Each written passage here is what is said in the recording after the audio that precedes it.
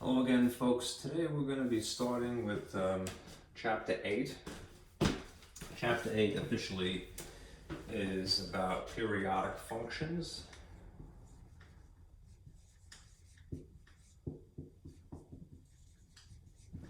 And we're going to cover section 8.1 and 8.2. Now, let me point you at the right thing here. I neglected to do that, didn't I? Yeah, okay. The packet is pretty hefty this time. This is an empty diagram, as I like to give you, for some vocabulary. There are two blank diagrams that I want to walk you through to fill in. And then there's an overview sheet. This is basically all the formulas, identities, relationships that we would have covered to this point, all in one overview. Okay. Then there's another diagram. This is for when we get to section 8.2. I'll just do a couple of these with you.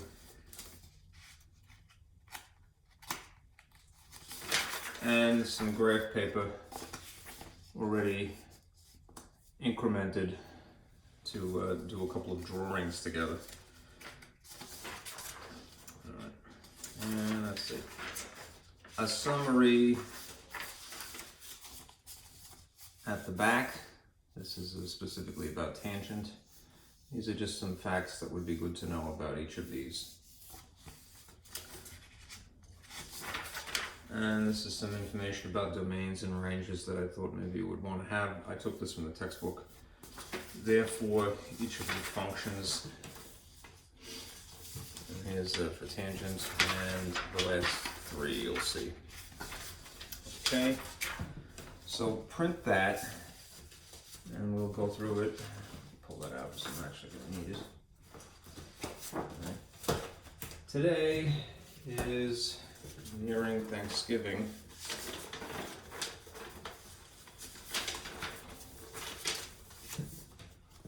Today is November 24th.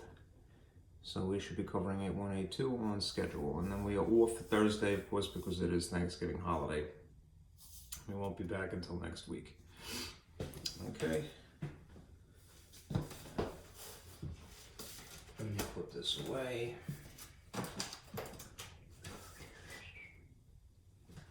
And we'll get rolling here.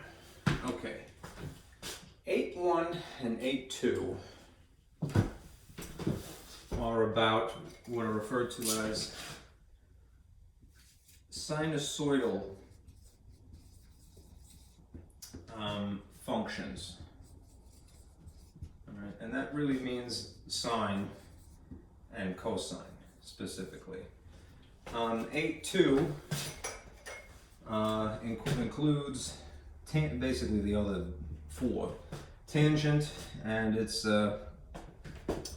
cofunction would be cotangent, secant, and cosecant.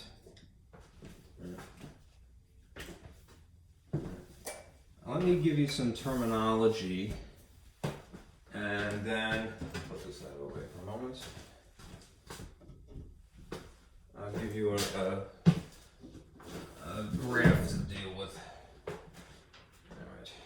I'm going to turn this around. Probably going to come back to this several times, but I need to erase what is here. This is old hat. You now, as I mentioned, you now have an overview that summarizes all of this information anyway. So I don't really mind erasing this. However, although it's being obscured a bit, let me show you this before I do get rid of it.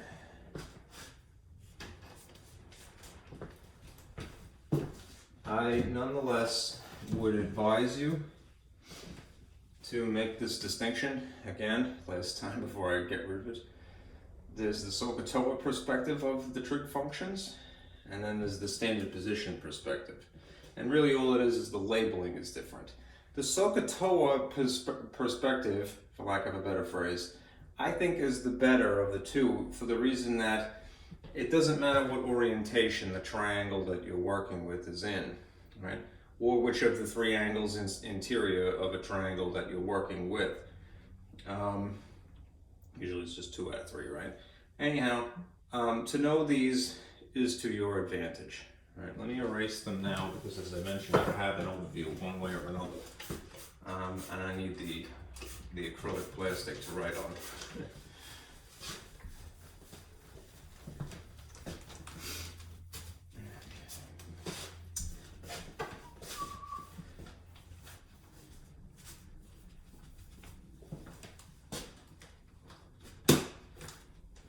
I really do have to get a new piece of plastic.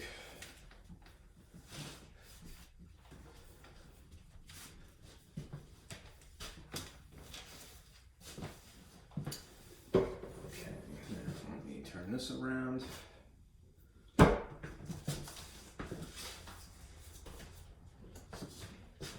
We'll just cover a few terms and then we'll get rolling here. Make sure that that is dry. All right. First things first. Periodic. Right? You will hear this phrase thrown around a lot. All right, what does it mean to be periodic?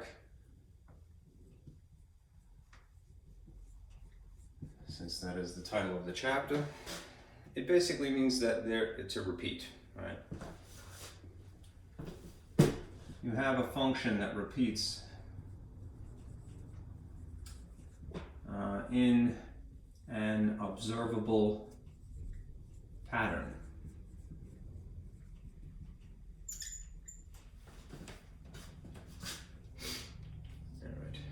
This is usually why this is a model for, say, something like light waves. And the key phrase there is waves. A periodic function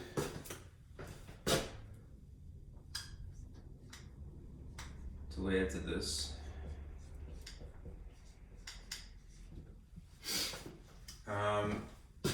is a function for which there is a specific horizontal shift.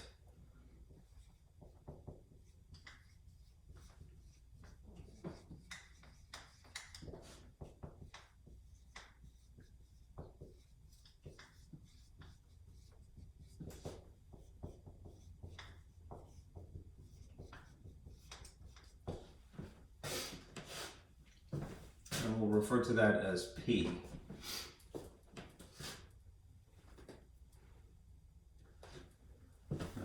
This results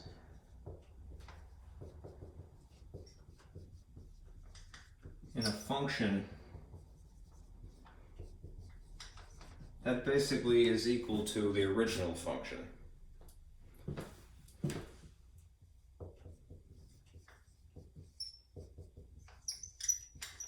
Even in spite of that shift. So sort of symbolizing, might write it like this. A function is f of x. If you incorporate a horizontal shift, remember from transformations, the shorthand notation for that is to throw in a number in the function. So I'm going to put it in the parentheses, right? Since I'm generalizing, I'm just using this letter P here. A function for which there is a specific horizontal shift. Normally we put an H here, all right? But it's a periodic function, so P, all right? This results in a function that is equal essentially to the original function. All right. All right. Now, having said that, let me put this aside.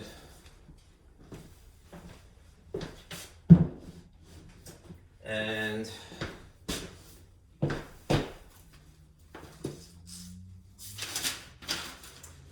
let me discuss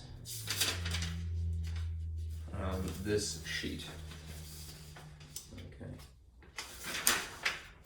If you have this printed, basically what I want to do is describe how I would like you to draw on this. If we were in person, this is what I would do.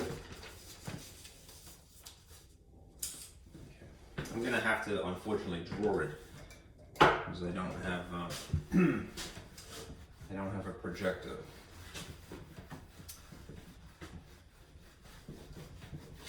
But we may do.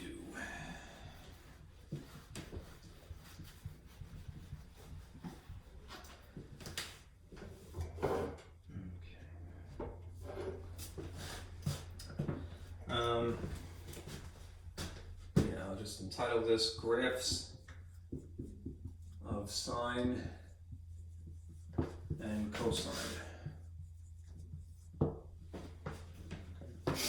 Basically, if you took a circle, let's see if I can get out my stencil here. See if it really works that well.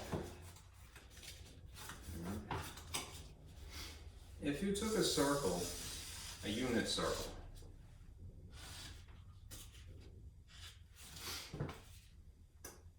and you unraveled it over time,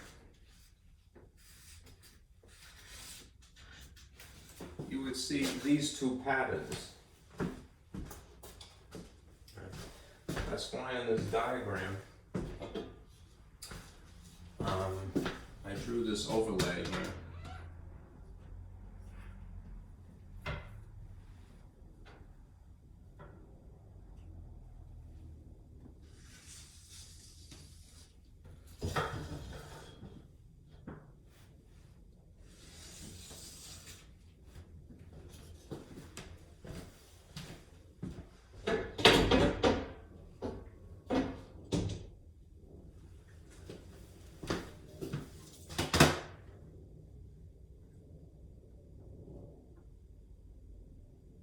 Bear with me.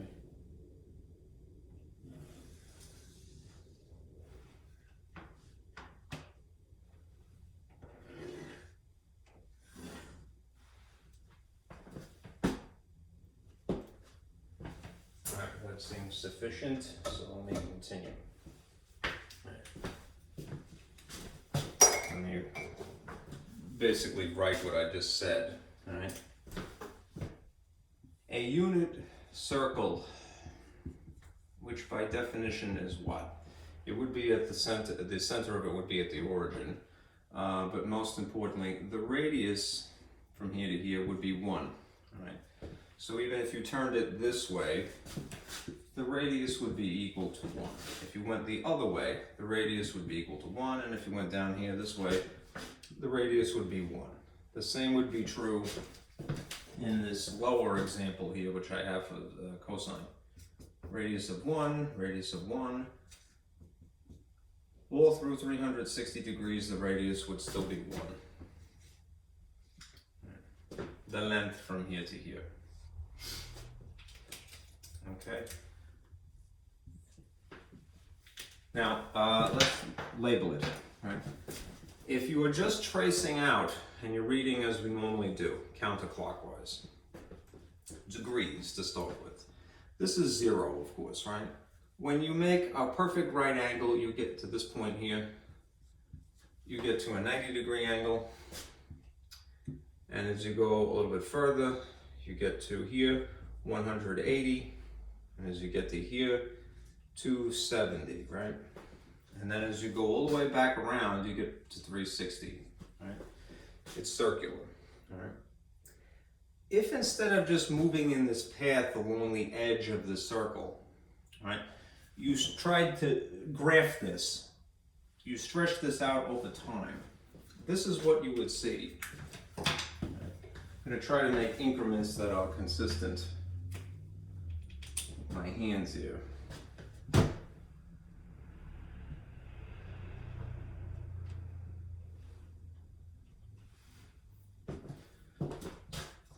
This is the horizontal axis. This is over time, shall we say.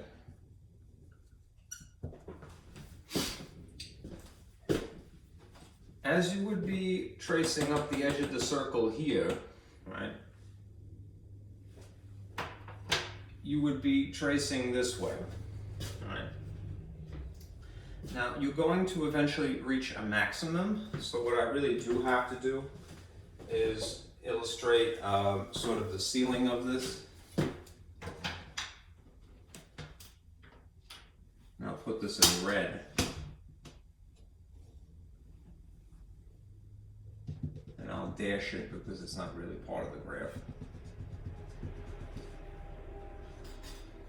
And there's a basement, if you will, over here. A minimum and a maximum.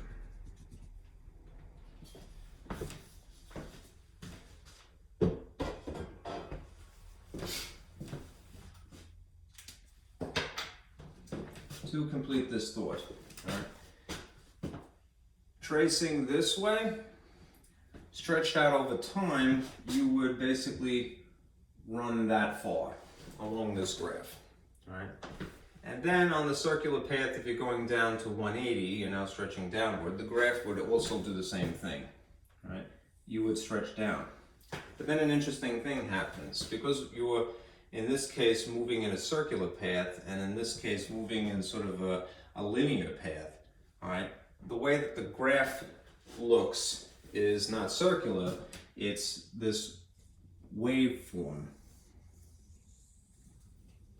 instead. Right. These 4 points are good to know. This one, this one, this one, and this one, and technically the start as well, which is 0. This is the graph of the sine of x, right? The most basic trig function, right? The most basic periodic function. And this is known as a sine wave. And although I only went to basically this point here, you could keep wrapping around the edge of the circle in this process, and the wave would keep unfurling, right, into infinity. As I mentioned, this is a model used in physics for, say, describing light waves, right, because they are periodic. Actually, they're periodic in electric field and magnetic field, but so there'd be a second wave form, in theory, stretching out towards us and back away from us, and so forth. Anyhow, this basic shape you want to know by heart, and if you do know it, right, it's a good way of remembering what the value of trig functions, sine specifically, and then later cosine are at specific points. You won't need a calculator is what I'm getting at, right? I would label it like this way. Along the x-axis, these increments would be good to know. From here to here is 90 on the circle, right? So that in radians would be pi over 2. From here to here is 180. So this would be pi. From 180 to 270 is 3/2 of pi, so 3 pi over 2. And then from 270 to 360 is the whole circumference of the unit circle, so it's 2 pi, right? These 4 points are good to know by heart. Now, if this is a function, x is basically the input, and y is the output.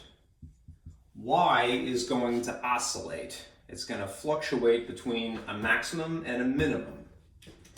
If this is a unit circle, all right, how tall is it from here to here? Just translate it over. +1 is the max. And it's still the same dimension, but now oriented downward. How deep would it be from here to here? Just translated. -1. This is the minimum. All right? That means that at this location, what is the y value? It's 1. At this location, what is the y value? It's neither here nor there, so it is 0. At 3/2 pi, 270, same difference. All right? What is the y value? It's -1 here. and then it goes back to 0. So basically you start at 0, you max out at 1, you go back to 0, you go down to -1, then you go back to 0. And it repeats over and over and over again. The same thing essentially is going to happen with the cosine function. I have to sort of doodle a bit, so forgive me while I take the time here. Let me just replicate some of the things that I have drawn already.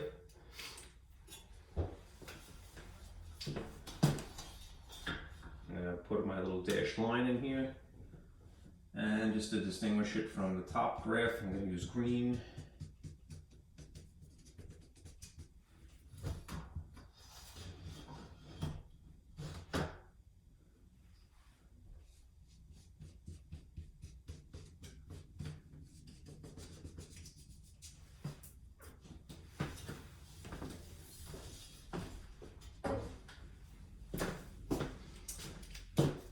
And let's see, trying to keep this consistent. If I had real graph paper, this would be a lot quicker, but we have to make do, right? The same 4 points would be good to know by heart, all right? This is 0, that would technically be 5, right? This is still 90 degrees here, right? Otherwise known as pi over 2, 180, 270, and this would be back at 360 again, just for the sake of consistency. All right, I'm going to increment these just to emphasize here, here, here, and here, and I'm going to put dots in these different locations. Cosine starts out here, and then it goes here at pi over 2. I'll label it first.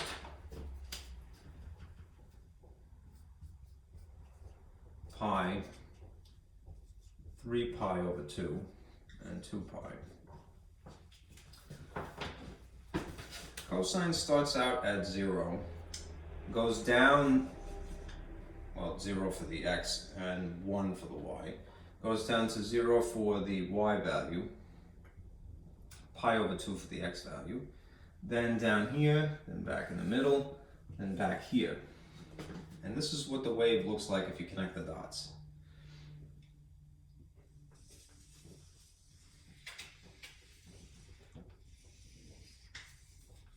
Sorry, I'm sloppy.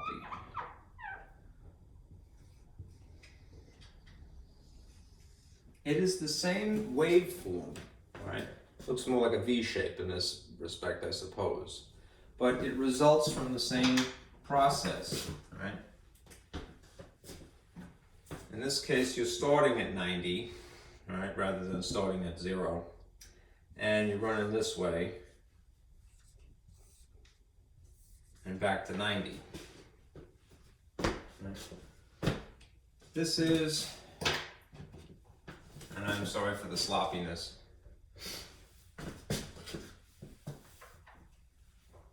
I'll put this in blue because I'm afraid it won't be visible.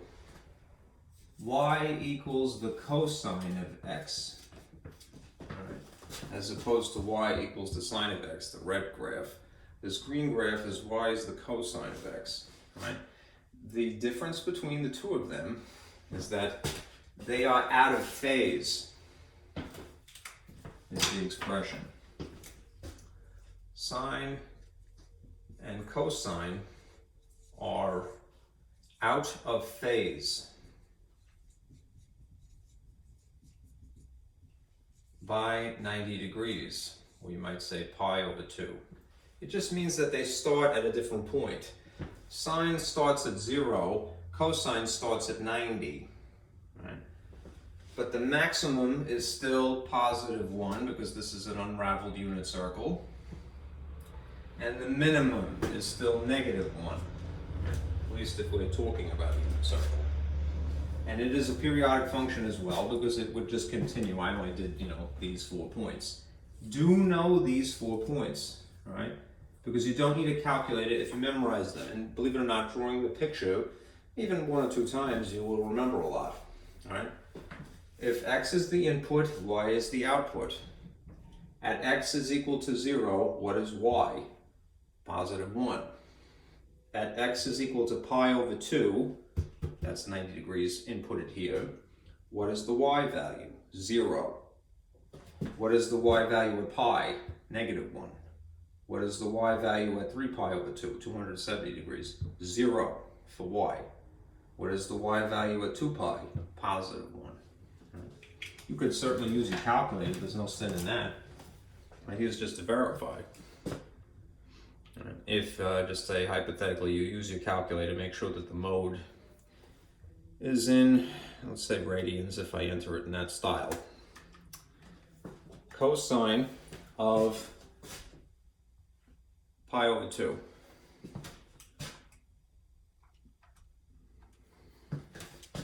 According to the graph, is 0. And it is. All right. Cosine at pi. According to the graph, it's negative 1. And there you have it. All right. And it would continue like that into infinity. Cosine of 2 pi should be positive 1, right? You don't need a calculator, you just need to memorize certain information. It would be useful. I mean, I don't want to dissuade you from using a calculator, especially for graphing, right? But this is the fundamental information. These are the fundamental facts. This is what everybody should know, all right? A unit circle unraveled, all right?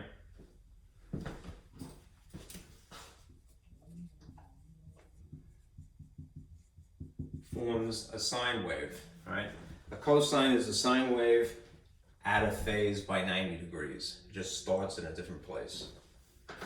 Okay? Now, if you wanted to get into more technical terms, let me add this before I erase this.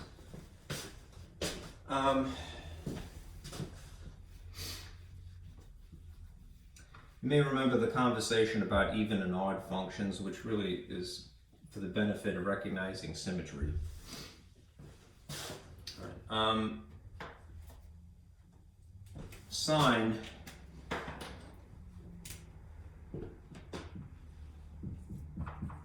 is what we would group or classify as an odd function because it has symmetry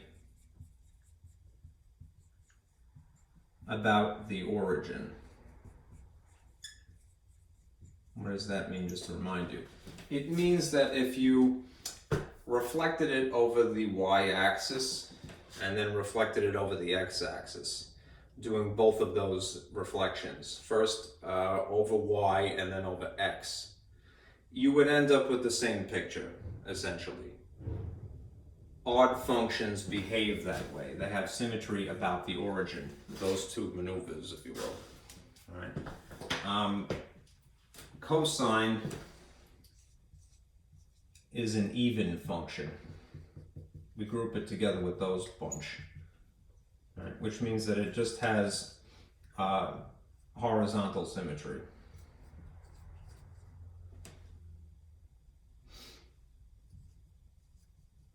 That is symmetry about the y-axis.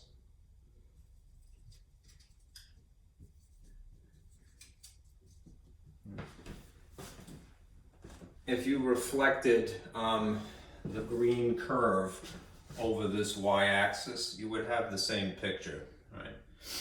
It wouldn't change its appearance. Okay?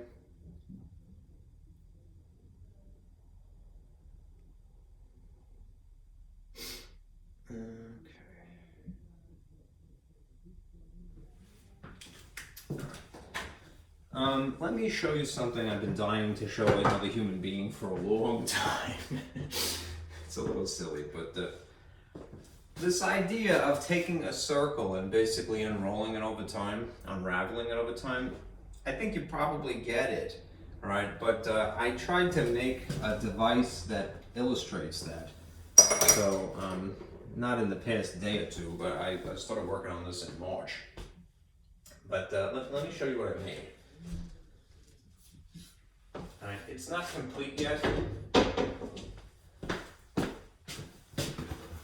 here, let me move this out of the way for a moment. And dig this up and show you what I've got. With this contraption, right? Yeah, it's a little bit easier to see in landscape view. This is a device that I've been making myself, all right? And I'll explain it in detail, all right? I made this more or less for the fun of it, but I wanted it to illustrate this relationship, that if you translate circular motion, you know, unravel a circle over time. This isn't quite a unit circle, really. I didn't measure it for 1 unit this way. But if you unravel circular motion over time, it produces linear motion. Now, this is not complete because my paper reel that I have made is not quite up to snuff yet. All right. Let me put it here and see if you can see it a little bit better without me wielding it. Okay, this would be maybe tall enough just to look at it. All right, it's a little bit more stable. Camera's a little sideways, you can see. All right, the real heart of this mechanism is what is in black here. All right. I made this upper wheel here because it's more or less a remote control. If I had the wherewithal and I didn't, I would make gears. So I made pulleys with rubber bands. All right. Anyhow, just focus on what is in black here because this mechanism is what really is doing the work. All right. If I turn this wheel this way, or backwards or whatever, you can see that it translates circular motion down to the black wheel. All right. And because of this mechanism that I have on top of it, it translates what is essentially circular motion into horizontal linear motion. Right? Now, on top of that, it's a little bit hard to see from this perspective, but there's a pen here. And what I wanted to do eventually is have an automatic paper feed, all right? That's what this is. It's not working right now because the circuit is kind of screwed up. What I neglected to do was there's a transistor that has to be in here to make the control not fry. Even a 9-volt battery, there's too much wattage on this this variable resistor. I burned it really badly, so now it doesn't really work. But I have a dual pole switch here that allows me to reverse the current on my electric motor. This hand crank is another thing too. Like it would have slipped in here. I have a little hand cranking mechanism because I was worried that my motor was not really controlled enough. Anyhow, like I said, it's a work in progress. But if I can maybe use gravity to my advantage, right? I'll see if I can get this paper that I also made to sort of sit in here and pull down while I'm writing. This may fail miserably, but hey, whatever. It's just the school here. I'm not getting paid for this, right? I'll take my pen, all right, and sort of rig it here so that's touching the paper. There we go. All right. Wish me luck here. All right. This is fun. All right. I'm gonna have to pull it, unfortunately, and we'll see what the end result is. The downside to it is having to sort of do this at the same time. Walking through gum, right?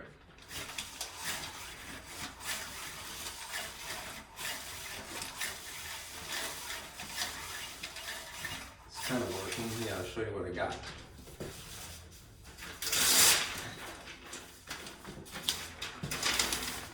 I have a really screwed up looking sine wave. But as you can see, proof of concept, I would call it, you know. This took me so long to make this paper, I feel bad to even throw it away. All right, you see that the oscillating effect, put that back, the circular motion can be translated into linear motion. And to illustrate that, I put a pen in there because the pen draws, right? Now it's a little screwed up naturally because this is not a very high precision device. All right, it's made out of cardboard. I made it out of garbage. I'm not even kidding. This is what I did when we first got locked into the pandemic. I lost my mind and I made this thing. Anyhow, because I knew I would use it to teach at some point. It's a work in progress, but you get the point, right? Circular motion unraveled over time is waves, right? That's the point. I get rid of this, make sure it stays out of trouble.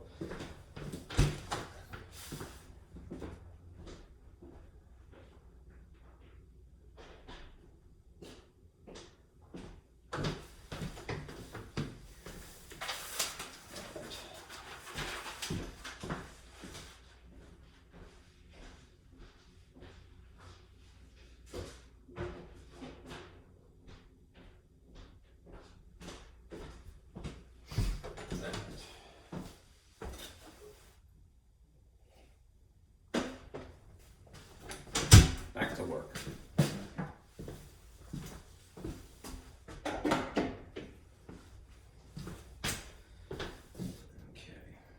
I think what I will need to do is get back to some terminology here. And we'll continue on. All right.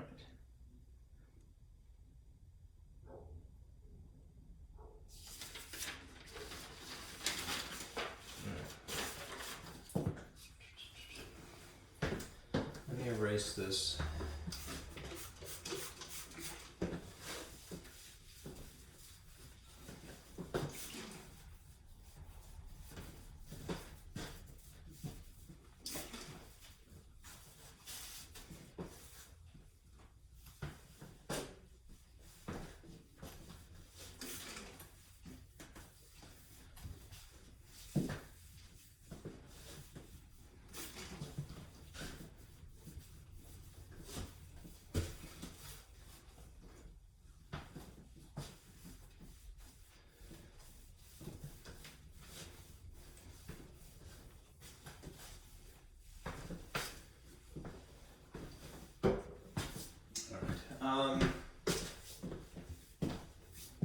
What you will recognize is sort of an amped up version of the sine and cosine function for essentially transformations. Right? Remember, the old model that we have for transformations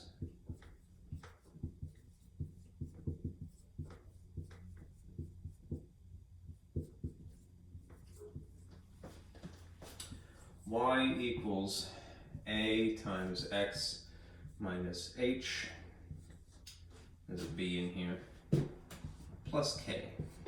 Right? Basically something that has 4 or 5 jobs, right? These essential features, the number sitting here, the coefficient here, the number here, they're all jobs that perform transformations. Well, what you will see now is basically a couple of new models based upon the old one, which would look like this. Y is equal to capital A sine of bx minus c plus d. And they will have similar jobs. We'll change the names a bit. Right? Don't be perturbed by the fact that these are capital letters.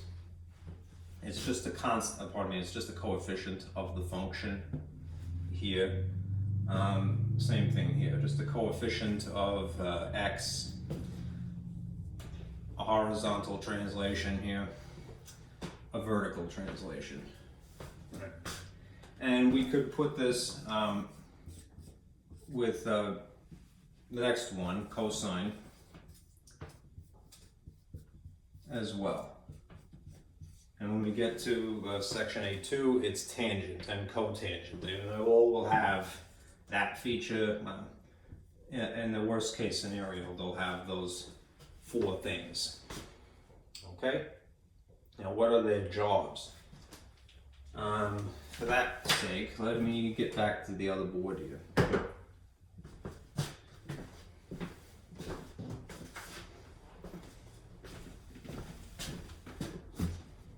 Let me erase this.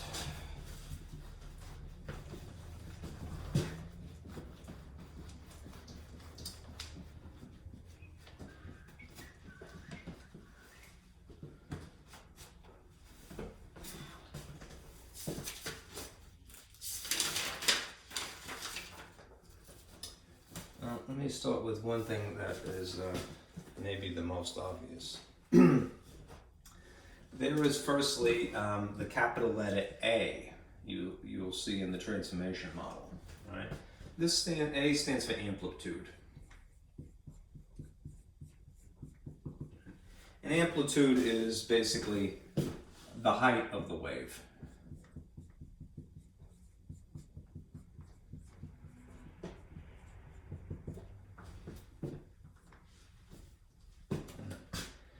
If we want to get into more specifics, it's the height measured from what we call the midline, to max or min, the crest or the trough, very often. Usually what that means is y equals 0 is the midline, and the height is just 1 unit up. Now, as a formula, just not to take into consider reflections for a moment, let's put this in an absolute value. You could calculate the amplitude by multiplying 1/2 times this difference, max minus min, in absolute value lines, and then multiply by 1/2. Make that a little bit bigger.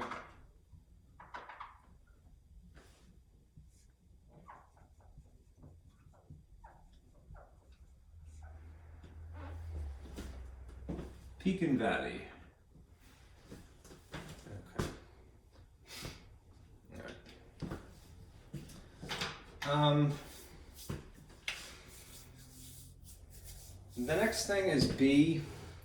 When you're looking for these, you probably would start with A, or period would be the second thing. But let me discuss B first. B, which I'm also going to put in sort of absolute value lines here, is equal to 2 pi over P.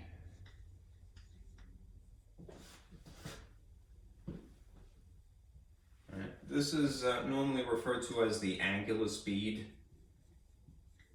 which you might remember from chapter 7, we used an omega symbol. It's really the horizontal stretch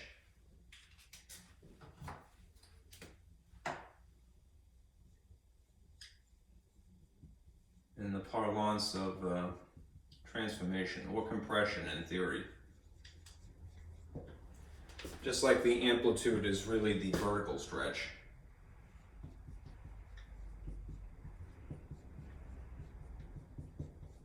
Or compression. Basically, you can think of, since this is related to speed, angular speed, circular speed, if you will, think of it as the number of cycles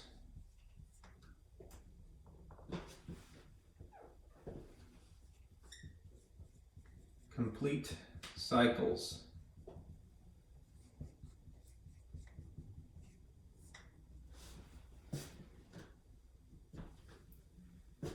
in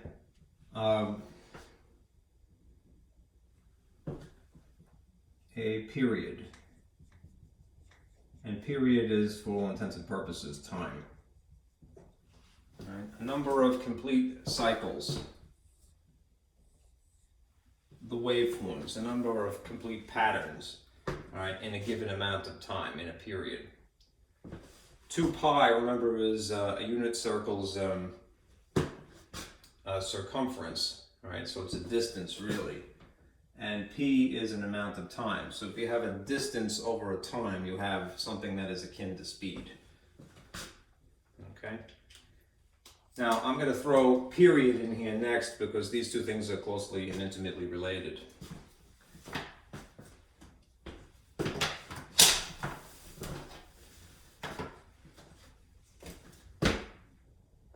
Period, which is abbreviated P, is this backwards, at least for sine and cosine, over B.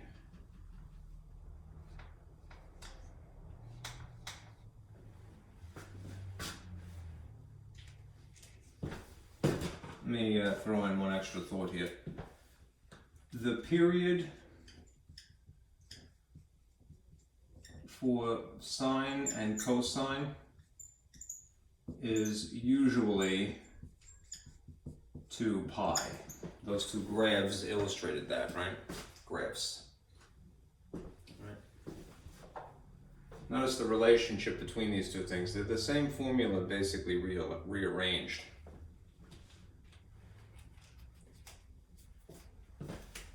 Period is the time.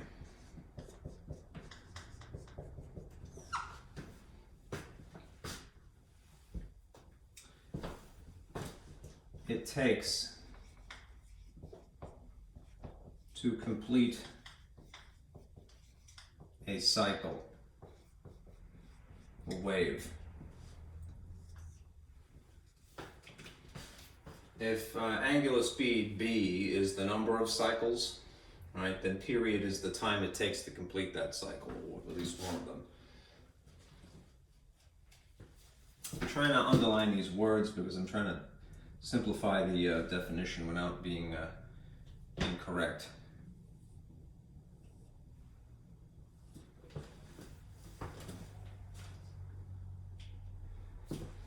Okay, and do beware, these are in absolute values.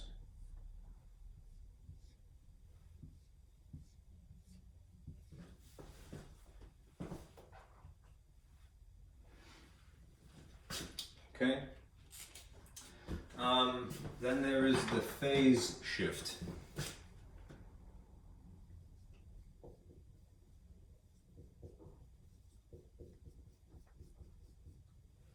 Which in the old way of talking about it is basically the horizontal shift.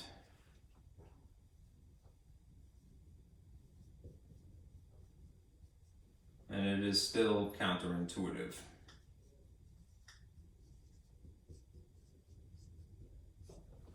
Meaning that when you see a negative, at least in a certain arrangement, you'll go, oh yeah, it means move towards the right, ironically. Right. It is represented by the letter C.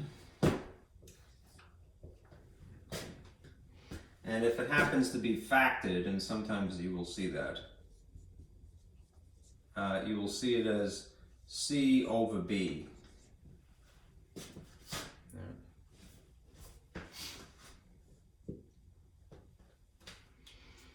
This is the location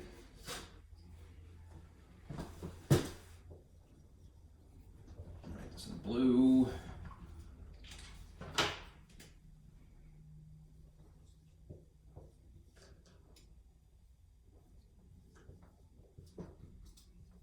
Of the start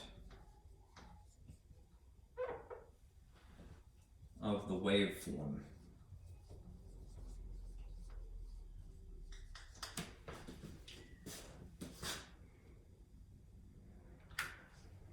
Left or right.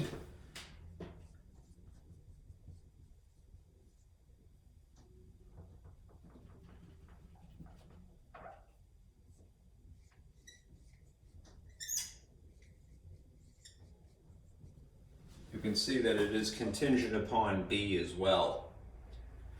Period is dependent upon B in certain calculations, and the phase shift is also contingent upon B.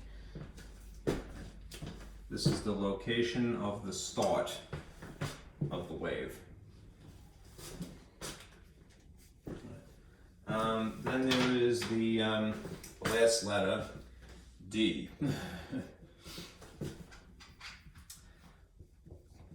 This is the midline.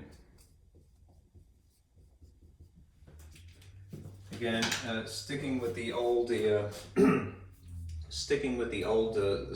describing things. Amplitude is vertical stretch compression, angular speed, B is horizontal stretch or compression, phase shift is really the horizontal shift, midline is the vertical shift.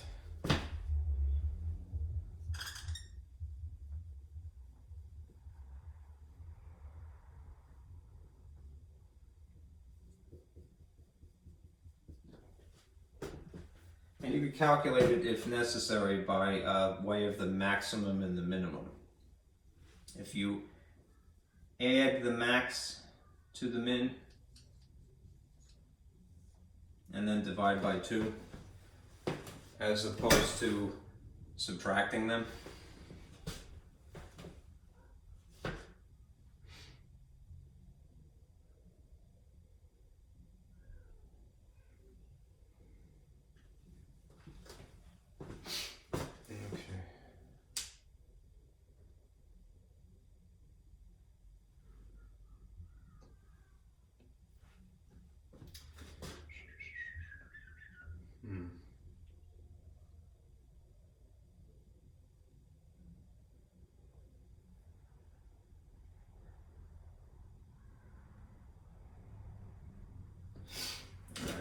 this is basically the location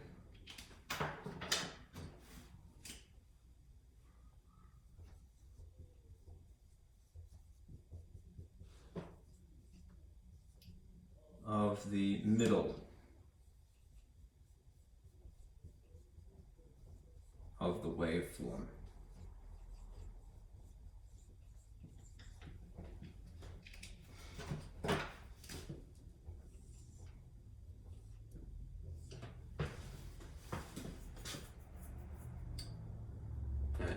Usually it's at y equals 0, otherwise known as the x-axis.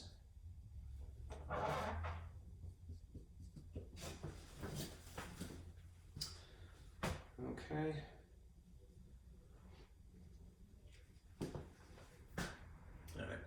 All right. Let me add one other thing here.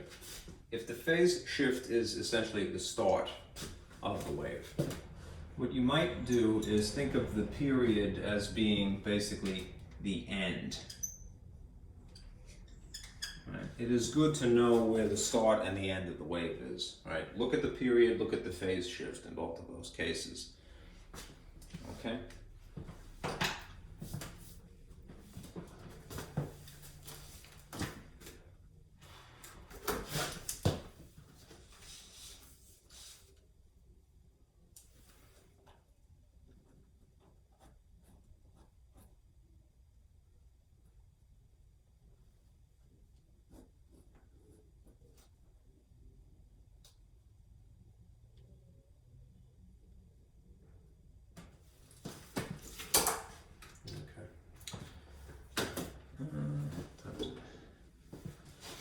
Alright, let us finally do some examples here.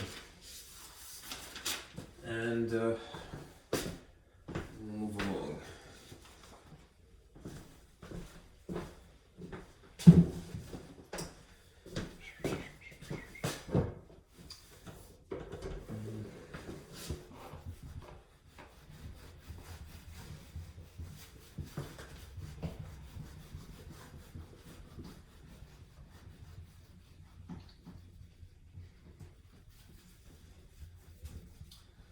Get a sip of water.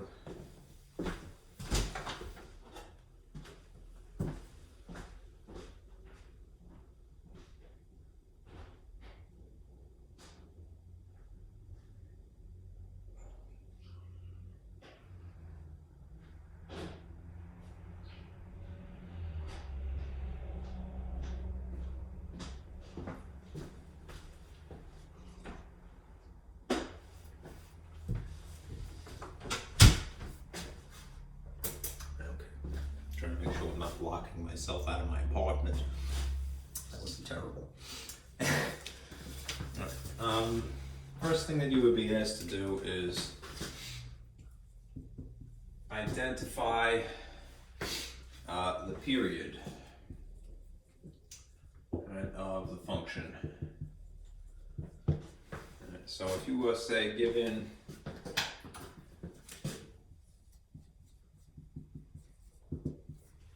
this much information, that you have a function, they just use function notation instead of y, is equal to the sine of 7 pi over 6. What I would do is get in the habit of comparing this to the model that we have established now.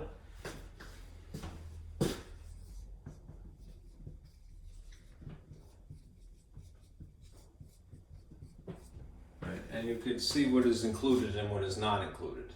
This is a pretty basic thing, right? Although I neglected to write it, there's an X in here. Okay. The A would have to be 1, since it's not written. The D value would have to be 0. There is also, no, it's not necessary to think about it really, there's also the C would have to be 0 as well. The only thing that is incorporated in this case is what is adjacent to the X. That's the B value. So if you wanted to calculate the period, you could do this pretty quickly, right?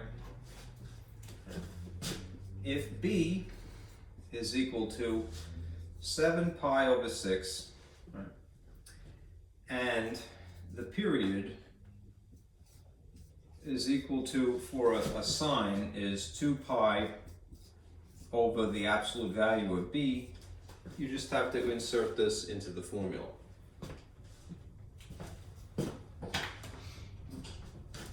Take this value of 7 pi over 6 and basically put it as a denominator.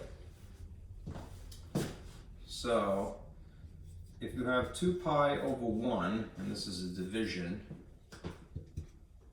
7 pi over 6, remember when you divide things that look like fractions, you keep, change, flip. Which basically means you keep this oriented as you would see it. You change the operation from, instead division, to multiplication, and then you flip this over to its reciprocal. So 6 goes up here, 7 pi goes down here. And that means that you really have this. You have 2 pi over 1 times 6 over 7 pi. Look for some similarities. You could do some cancellation, simplifying before you brute force multiply top times top and bottom times bottom. What is the same? The pi symbols themselves. So that means that you just have 2 times 6, which is 12, and 1 times 7. And you would have 7. Right. I invented a problem, apparently. It was just 1 pi over 6, I made it 7. Anyhow, your value would be, you know, the decimal equivalent of this, all right?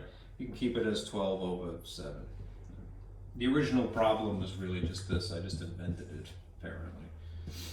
So, if it's really pi over 6, you get a slightly more satisfying answer here. Just pi. 12 over 1 would just be 12. Right. Now, you might get a little annoyed, all right, and say 12 what? What kind of unit, all right?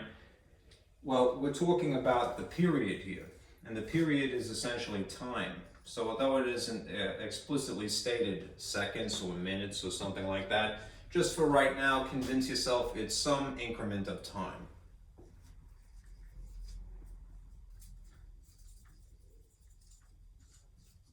Right? And as far as if you had to draw this on a horizontal axis, right, because that's where the period is, that's where you see pi at all in the increments along the horizontal axis. Think of it as just being like a literal decimal number. Right? Actual pi is what? 3.14. 2 pi would be 6.28, you know, something like that. So 12 would be beyond 2 pi somewhere.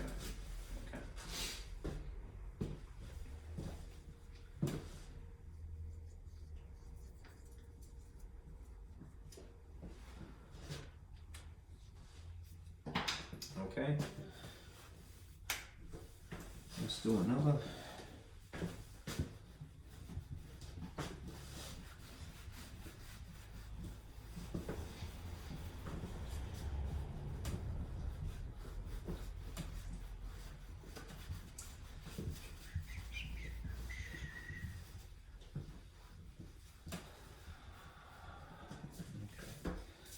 Next thing would be identify the amplitude. Let's say that you had to do this from a graph. I'll have to doodle this. So humor me.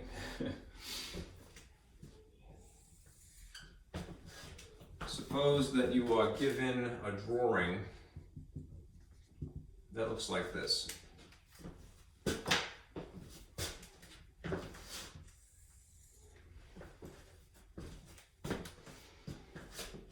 And try to get the increments correctly here.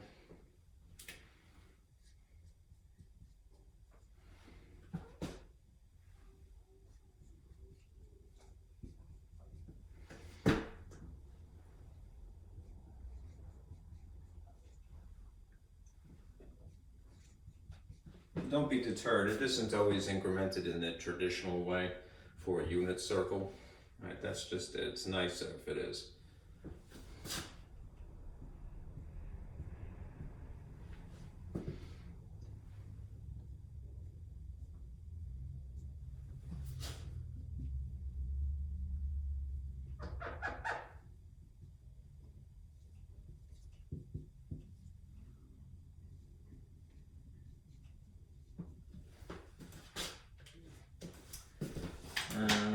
Let's say that you had important locations here and here and technically here.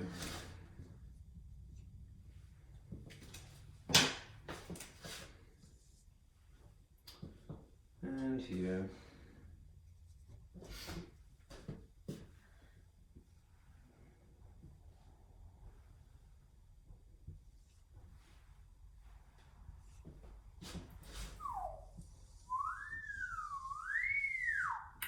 Something like that. Okay. You could probably eyeball it and figure out what the amplitude is as long as you understand what the amplitude is. All right. This appears to be the center, the midline. You could, and if you wanted to know how tall it is, you could just figure it out by counting the increments this way or counting the increments this way. Granted, this is a freehand drawing, so it's a little sloppy. All right. But let us say that you went in straight for the calculation, no sin in that, right? The absolute value of A would be equal to the maximum minus the minimum, right? The maximums would be up here, right? The minimum would be down here. So what is the maximum? 4. Right. So if you insert 4 here in place of maximum, and then minimum is -4. Mind you, there's a negative in the formula, so this would be 4 plus 4. You'd add them, you'd get 8. The absolute value of 8 is just 8. What is 8 times a half? 4, right? So A is 4.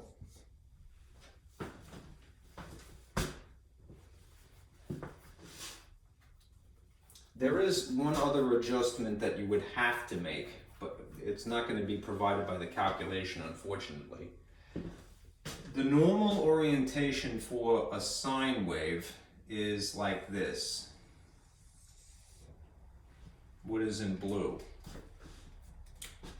Whereas what you see here, granted it starts back a little bit further, but if you just pay attention to this much of the sine wave, what is in red versus what is in blue, what appears to be the case? This appears to be vertically reflected.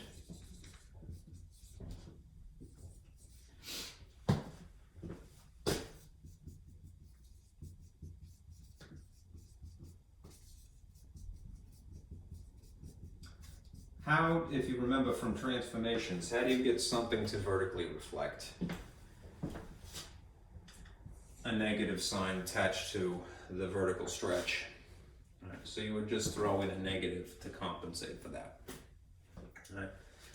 Side note, you're not asked to, but if you wanted to establish that the midline was in fact 0, which it normally is anyhow, you could do that calculation.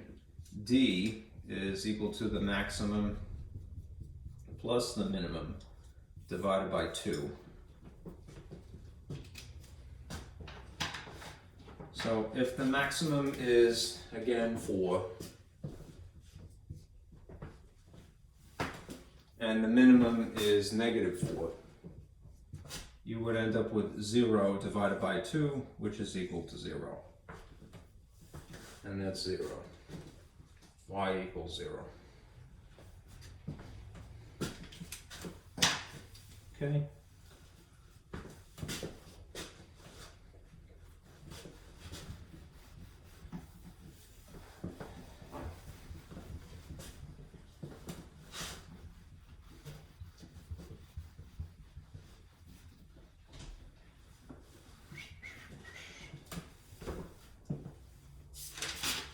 Okay. Now let me just show you an alternative way of writing the model. We have, this is the model established at this point for transformations. The function, or y, I think I like y personally.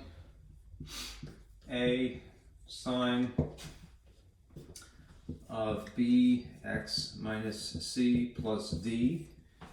It can be alternatively written like so.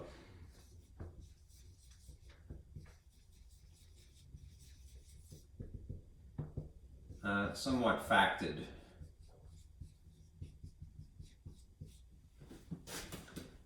So you would see f of x is equal to a sine, and the guts would be factored.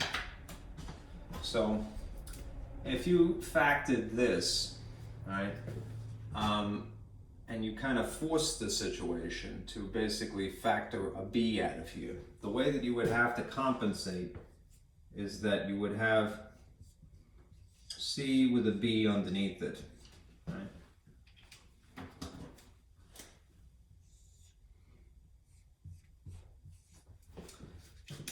This is the model, of course, but when you're doing the calculation, just bear in mind it would have to be written something like this in an actual problem. If you distributed b to x, you'd have b to the x. If you distributed b to this ratio of c over b, the b's would cancel and you just have c. This is basically a factored form.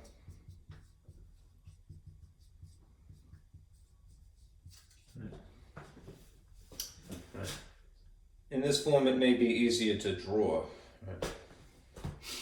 And that is the reason why you have that as an option. Right? Since C also depends upon B,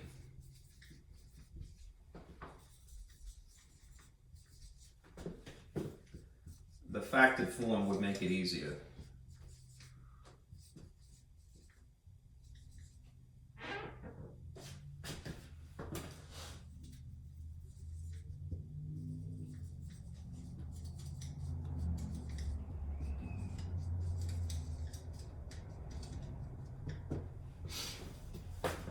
The starting point, you know.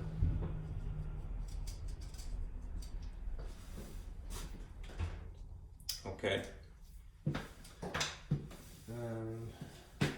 And in theory, we would have the same model for cosine instead. So just substitute cosine in place of sine, and you have the same situation. Okay.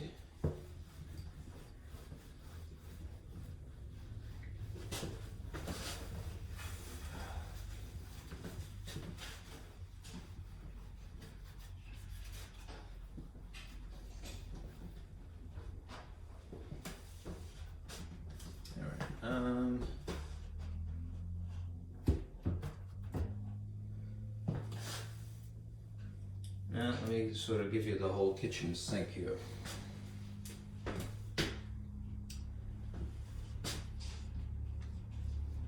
Identify the phase shift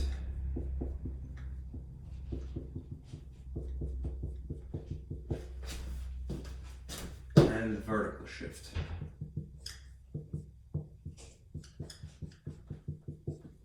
A couple of things to remember. Phase shift is the horizontal shift. Right, again, this is the start of the wave. Right. The horizontal shift is the vertical shift. Pardon me, the vertical shift is what it is. Right. This is the C value, essentially. The vertical shift is the D value.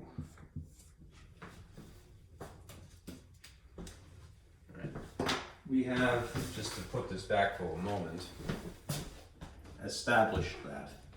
Right. The phase shift is really the horizontal shift. Bear in mind it is counterintuitive, at least in certain form. And the midline, otherwise known as D, is the vertical shift. Now usually, again, the middle of the wave is at y equals 0, like in the last problem. Right. But it may change. Just scoop the wave up. Suppose you are given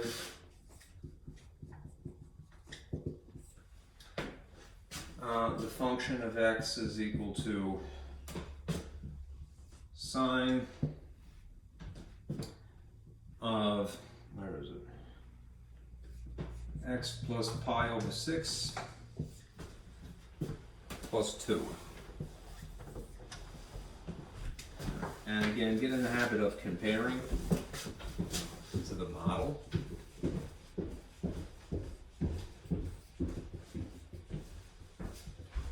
A sine of b of x plus minus 0 plus d.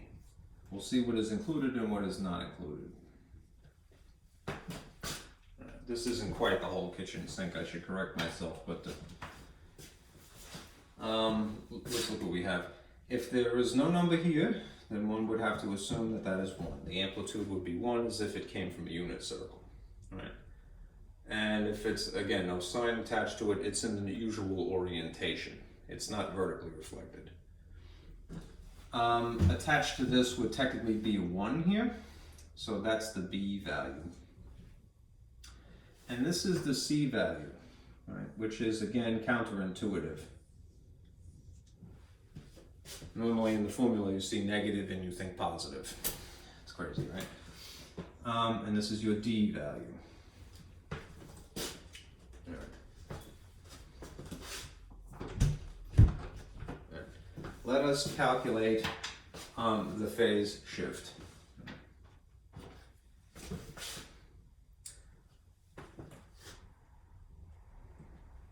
In theory, C is just sitting right here, all right? So you could just go straight forward, all right? If there's no B value here, if it's just 1, you could just write what the C value is and just change the sign, right? But this is a better model sort of formula to follow. You know that C depends upon B. In this case, because it is just 1, it's not going to affect it at all. But the C is technically negative, right? Because it is counterintuitive.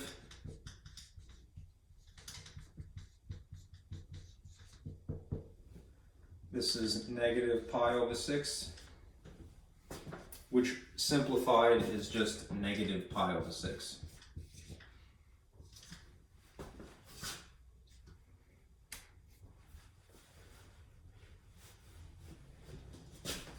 what does this mean, right? If C is equal to negative pi over 6, then the wave starts there.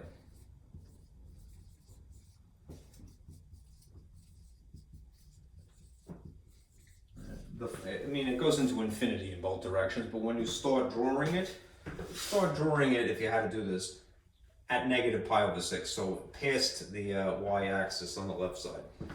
All right. The vertical shift, simultaneously, the vertical shift is just 2. What does that mean?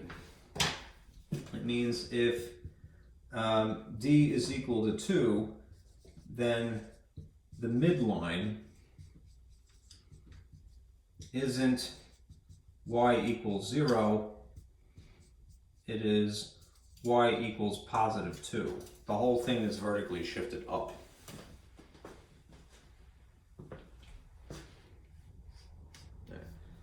Let me draw it really quickly by hand. Yeah, really quickly, sure. But just to give you an idea, right? It could be a little intimidating, and it shouldn't be. You have a calculator, if nothing else. And as we go further and further into this, I would lean more on that just for the sake of timeliness. But if you're going to do a simple picture, all right, let's do this.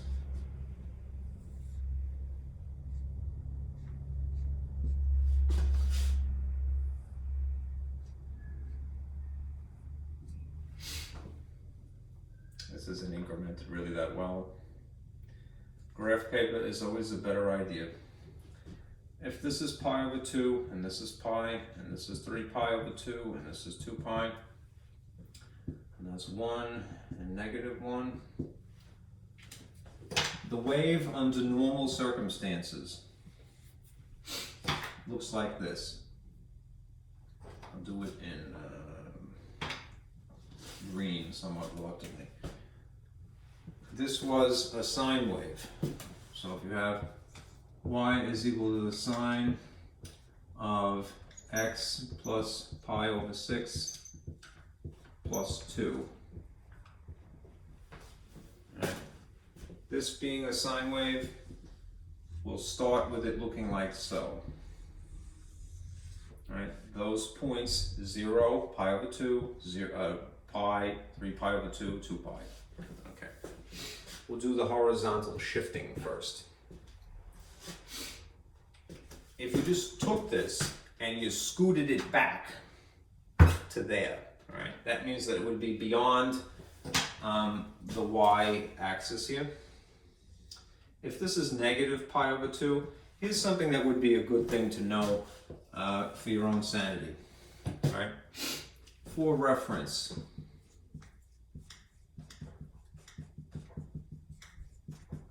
these numbers in radians are a bit peculiar, right?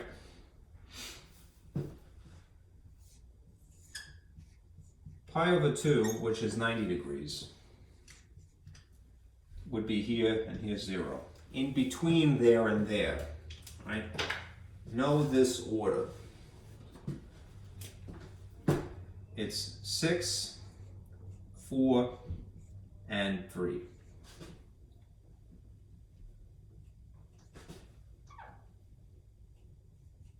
Pi over 6, pi over 4, pi over 3. They're probably not spaced correctly, but that is the order in which they would technically occur. It would be good to know that. Pi over 6 is 30 degrees. Pi over 4 is 45 degrees. Pi over 3 is 60 degrees. So if we're going in numerical order, 30, 45, 60, 90. If it's backwards,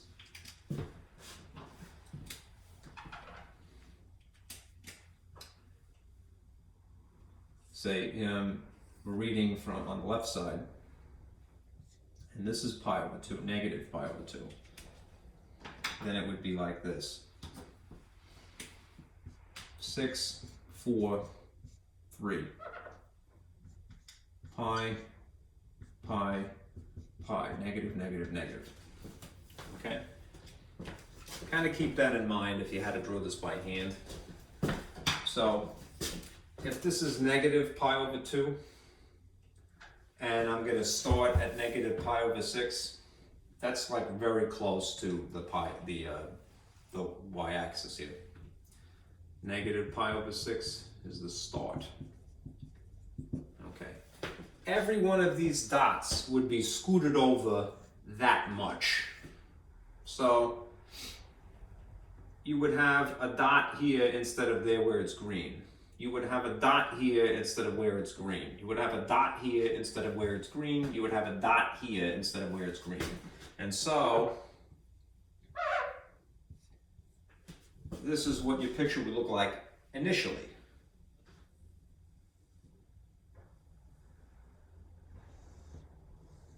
Looks like 3D, right? It's just ever so slightly jutted backward. Then there's this. If everything is scooted up by 2, the vertical shift, the midline is normally at 0, right? But it isn't in this case, the midline is at 2. All of these points would have to be moved up to 2, right? Moved up 2 spaces, I should say, right? So in the case of the zeros, they would be easy, right? Here's 2.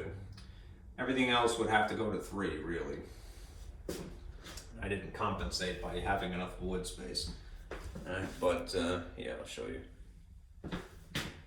This would go to here.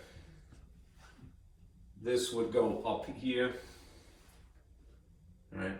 This would go back to 2 again. This would go down to 1.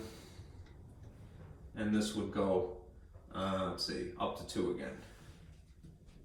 And this goofy blue line here would be the transformation complete. I think waves is so much more interesting personally than the other transcendental function. I mean, I like exponential and I like logarithmic functions, but I've always found the waves more interesting. Right? I guess because you can count on them to be a certain bend. You know, it's a little bit more forgiving, I think, when you draw. Not to corrupt your opinion. Now, having said all of that, all right, let me show you how to operate your calculator because you're primarily going to be doing this. A while back, the last handout I had, perhaps prematurely, I gave you this handout, which is still useful. This box, which was useful to us last time, was just getting acclimated to setting a calculator to radians. If you're going to graph trigonometric functions, you wouldn't need to change a lot manually. So here's the process of doing that. You basically, and you may have to tinker with this depending upon the problem, but I would start with this process. This is an outline of what the x extrema would be and what the y extrema would be. I think I kind of overcompensated. I made the y, in this case, 5. Maybe reduce that to 3 or 4. Right? And this is for graphing. That is from last time, the handout. Let me show you this now. Okay. Remember, when you have a graphing calculator, you mostly rely on Zoom, which is like your automatic transmission, right? But for this case, we're going to use window, which is more or less the manual. Notice that it is preset out of the box, -10, 10, 1, -10, 10, 1, 1. I'm going to change these to something that is more akin to radians. So I'm going to go up here and type in -2 pi. And you'll see that once you do that, it will change it to the decimal -6.2. Yeah. And then for the positive 2 pi. And then the scale, instead of making it 1, you could leave it as 1. I'm going to make it pi over 2.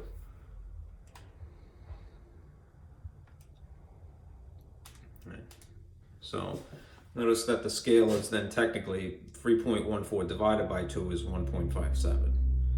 For the y's, depending upon the problem, and if you ever get an error message, incidentally, it just means that whatever you're looking at is kind of off the scale. Just change these dimensions, at least start with that. So I'm going to make this -4 and 4. So I like it to be even. And the scale, since I'm dealing with regular ordinary numbers, I'm going to make it just leave it as 1. All right.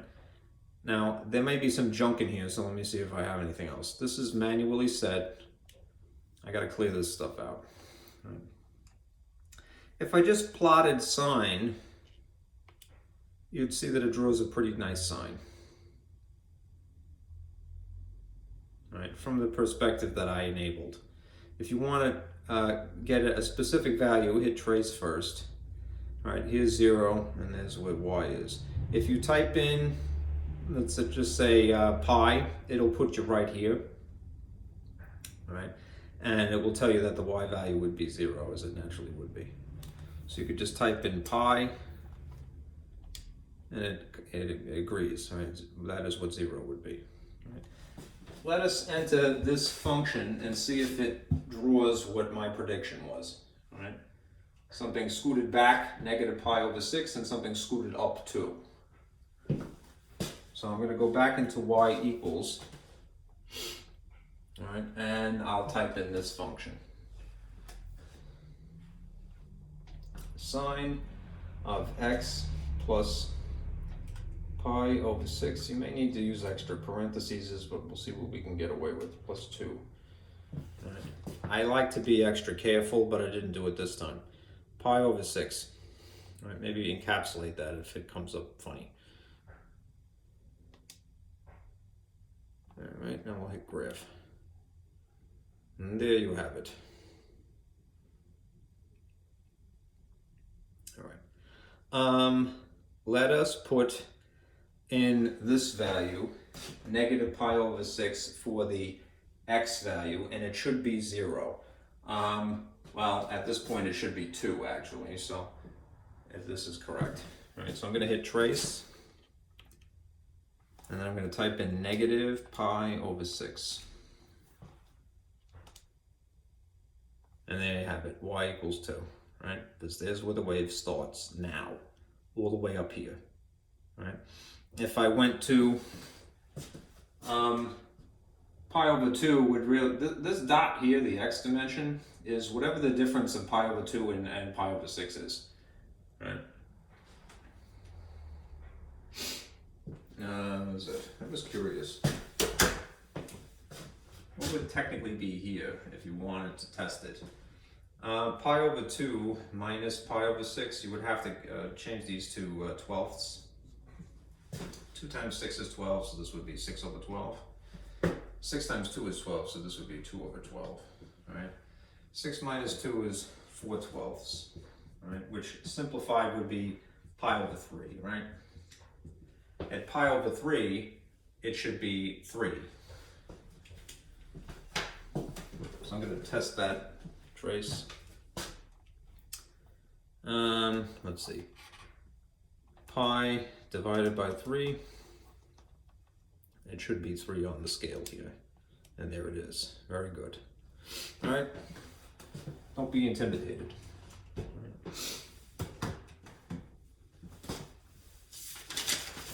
Definitely, as I said, if you had to draw anything by hand, remember this is the order in which pi over 6, pi over 4, and pi over 3 would be. All right. In the positive direction and in the negative direction.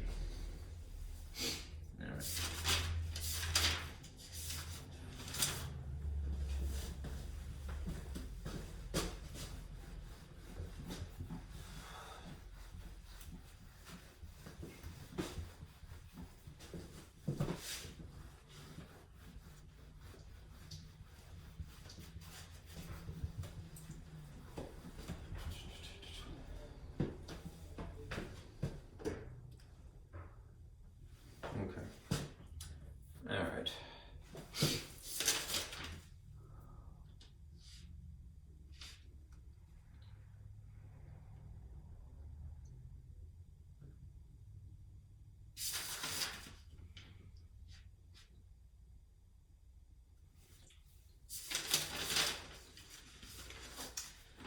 Let me do 2 more of these and then I'll switch to the other section, A2.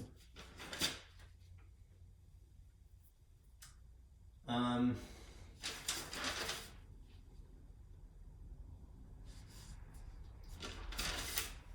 right. increasing, this is technically example 5 from the book. It's probably my third or fourth. Identify the midline, the amplitude, the period, etc. And the phase shift.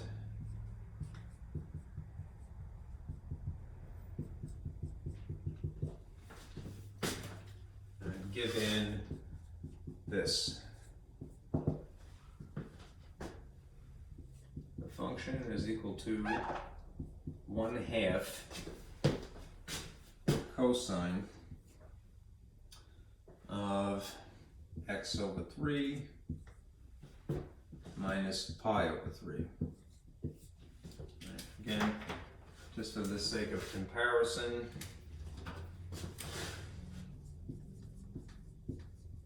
here's the model that we have established.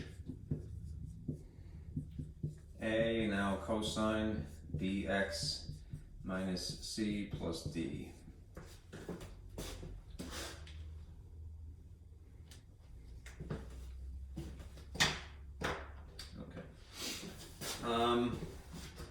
In this case, it's a little bit more interesting because now you finally have a coefficient up in the front. This is the A value.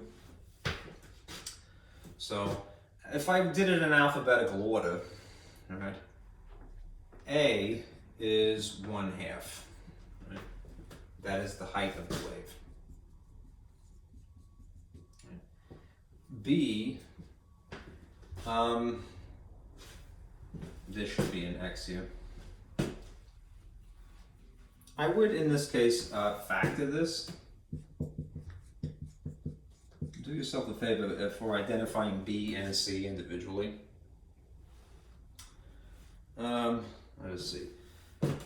If it is x over 3 minus pi over 3, what is the common factor here and here? It's technically 1/3, right? So if you wrote that outside of a parentheses,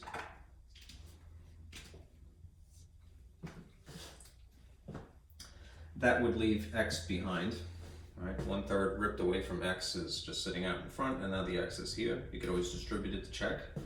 And then minus pi would be left over here. This is your B value, and this is your C over B value.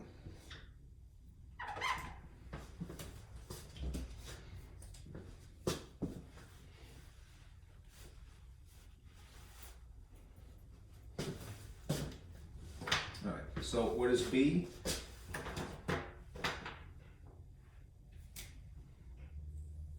It's 1/3.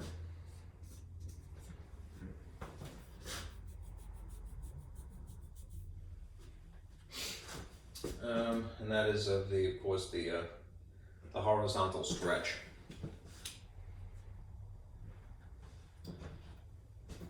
This is the height.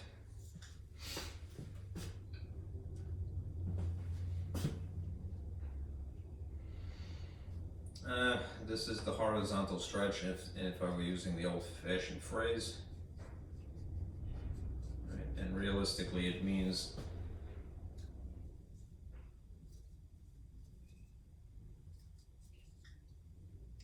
the number of cycles in a period. Now notice something. It isn't the whole number. So what that means is that in the usual frame of time, right, you'd only have 1/3 of the wave.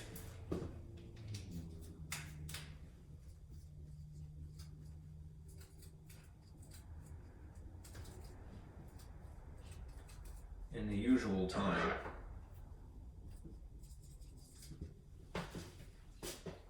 All right. So while we're at it, let us calculate the period next.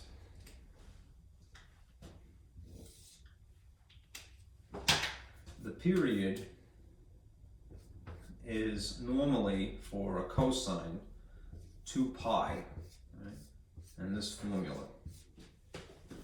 Right. If I now take 1/3 and insert it in here,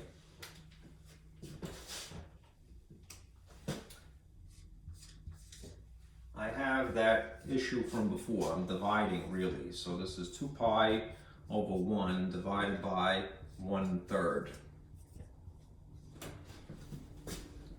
Keep, change, flip.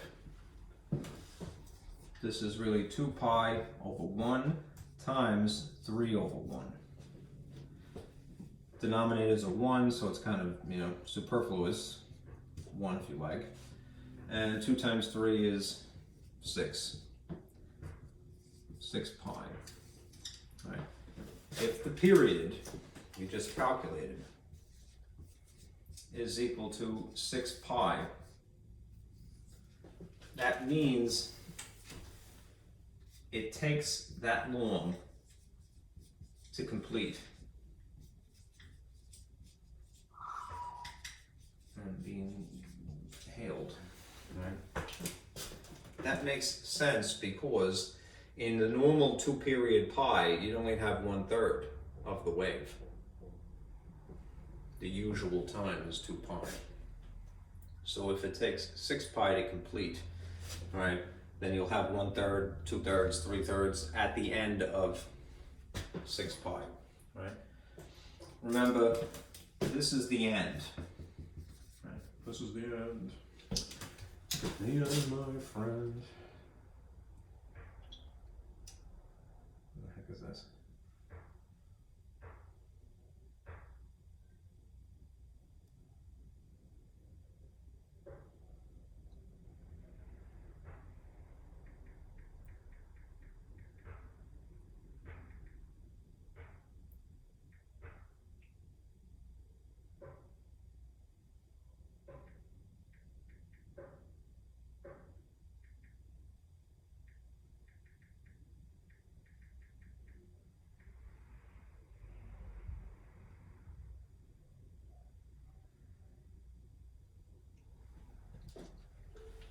Sorry.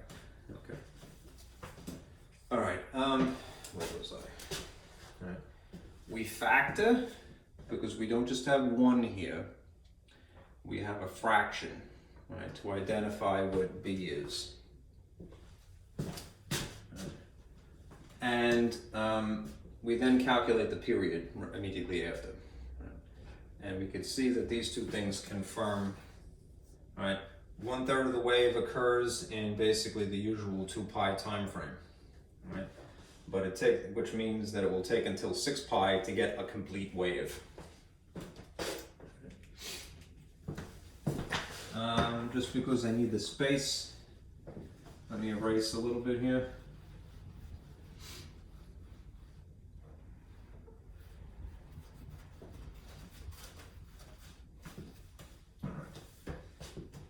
Next, C, right? Because we took the time to factor this, right, we can get the C value.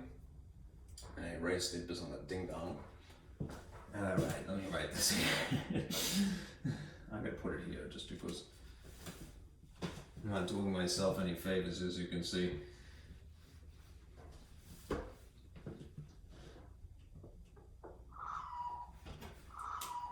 I'm getting distracted, I'm sorry. The factored version of this is 1/3 x minus pi. Okay. So this is the b value, this is the c value technically over b.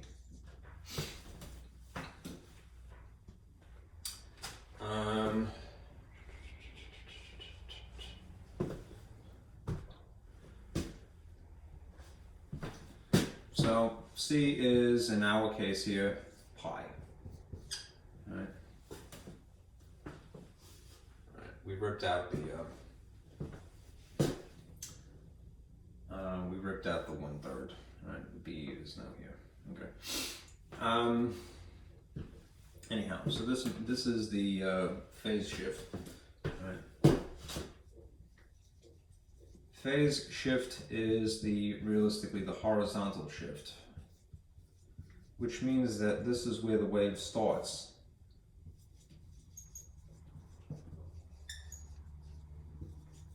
At pi, instead of where it usually is. If we're talking about a cosine, it technically would be at negative pi over 2 is where it would start. Right. So it's shifted forward.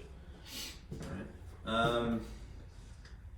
D, in this case, the model would be plus D, right? But there isn't anything here. So what would you assume is true about the midline?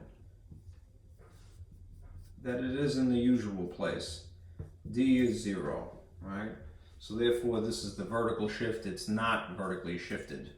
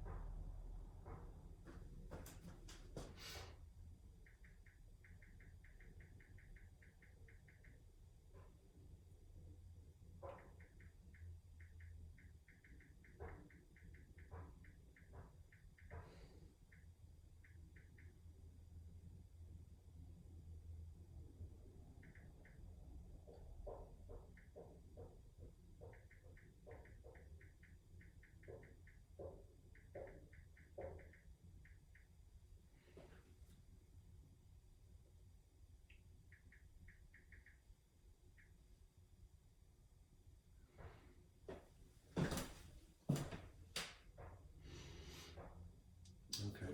I'm sorry. Let's see.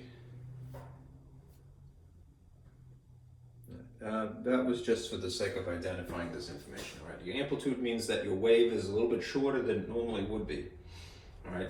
It takes until 6 pi in order to complete one whole wave.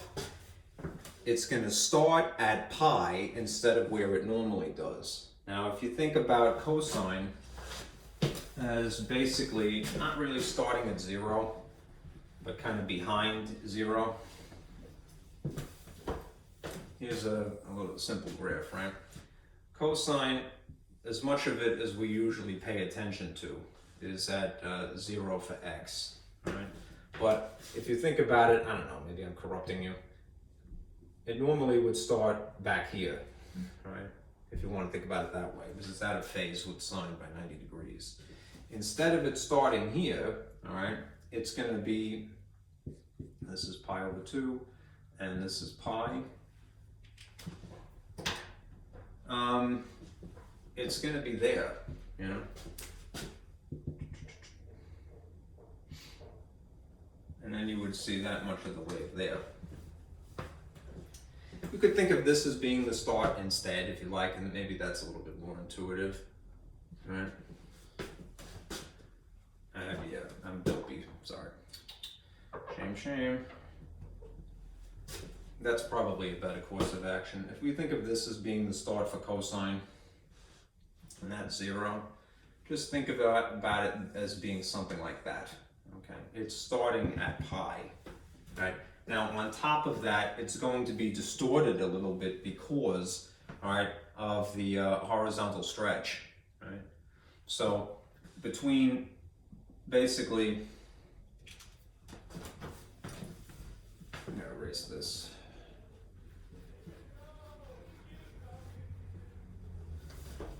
Between pi, where it is starting, and way out here, 6 pi, the wave is going to be stretched, right? So normally, look at cosine as being something of this sort of, it's really the same sinusoidal wave pattern, it's just the window of how you're looking at it is different. it would basically, instead of landing here, you know, and everything is scooted over just the amount of pi, it's going to land here. So it's going to be something like this instead. All right, it's stretched horizontally, right, between pi, where it starts, and 6 pi, where the period ends. Right? And then on top of that, all right, it's going to be more squat because the amplitude, the height of it is going to be shrunken. So we get a very rough picture, all right? If this is 1 and this is -1, a half would be halfway, right? So you'd have a picture that looks something like this instead, a more shallow cosine. If you want, you can enter it, both of these, just to illustrate.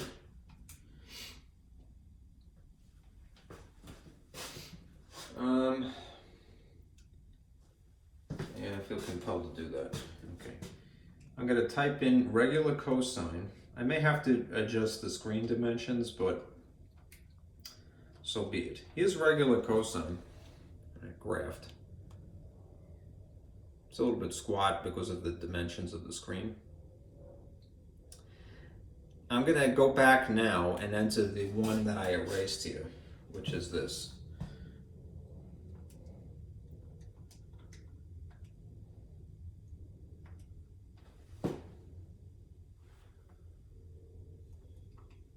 Very carefully.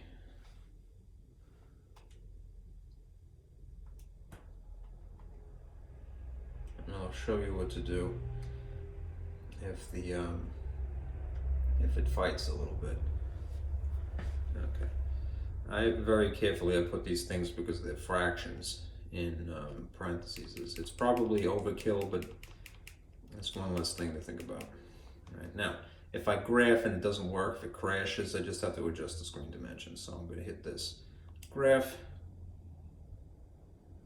It does work. You could see that it's already shallower because of its amplitude, but it's not really showing you all the way to the extent of 6 pi. I would have to go back into window and change that for the X maximum. 6 pi, I'll make it 7, just to make it fit. For the maximum, I'm going to use 7. It's going to distort it probably, but we'll see. Graph. Here's a regular cosine.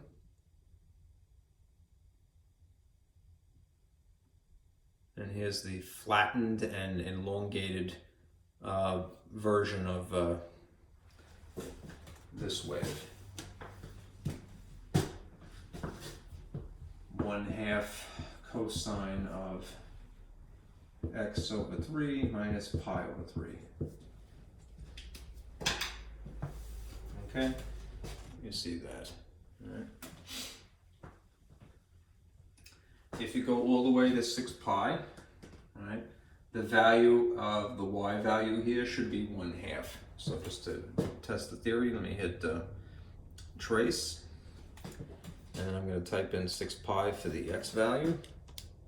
And it tells me that the y is 1/2 on the original one. Let me go scoot down to that one. Let me type in, let's see, 6 pi again. And there you have it. Why is it screwed up like that?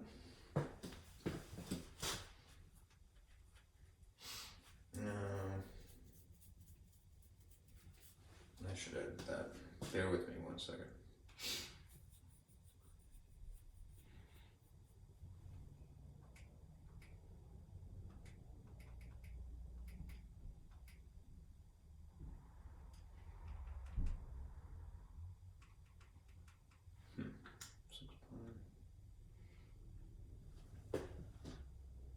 Oh, I made a boo-boo. One slight mistake. Here we go. Sorry. The period is in fact 6 pi, but the 6 pi is not starting from 0. where is the 6 pi starting? From here. So what needs to happen is that the end of this, where this would peak, is 7 pi, right? Because the space in between here and here is 6 pi. I'm a dope, right? The calculation, as far as what the period is indeed 6 pi. That is the space in which the wave would complete. But the end of it needs to go that far, sorry. Right? That's why my calculation and the calculator verified this. If I type in now, there's going to be an error message, but here, if you type in 7 pi, what it should give you on the very edge of the screen would be 0.5 as what the y value is. It's going to tell me, because the screen dimensions just have to be elongated. Here, watch. Oh, it actually did it. Oh, how about that? 0.5, right? Right there. Okay. If you do get an error message, it's because it isn't your fault. It's just that it's out of the frame, right? And it will affect the calculation normally. I guess because pi is incorporated here and it's an irrational number, that's the reason why it actually compensated. But so be it. There's the peak, okay? All right, that was arduous. Okay.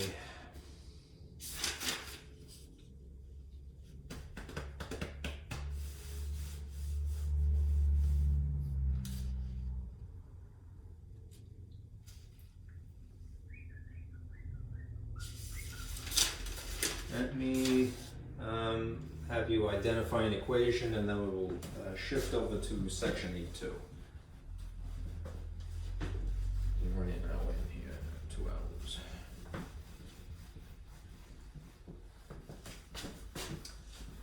Don't take phone calls when you're working.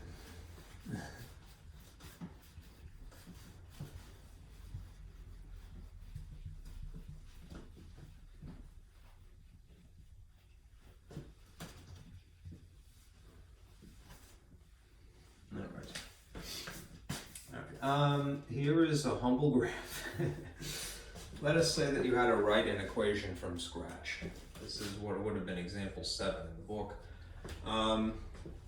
Suppose you have a graph that looks like this.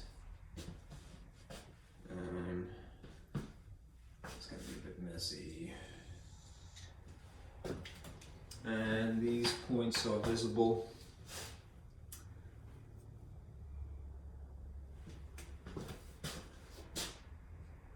Not incremented in the usual way.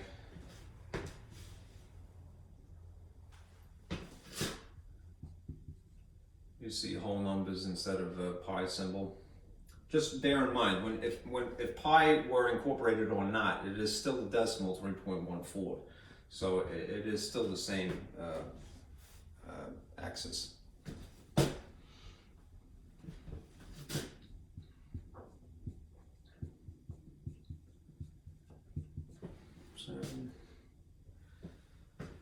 Okay, incremented this way. Let's go to 1, -1, 2, 3, 4, 5, 6. Okay, that should be sufficient. And there are points here, here, and here.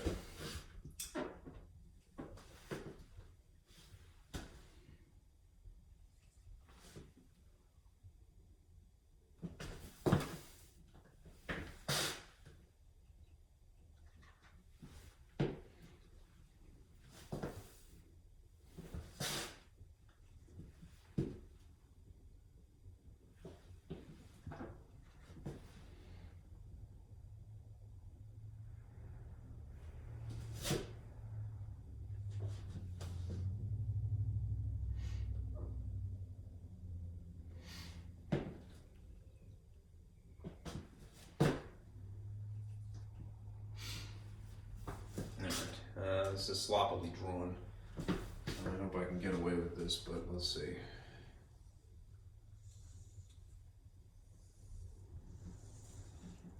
Okay. If you had to identify the function, the equation from the graph, Again, we're going to start with our model. I like Y.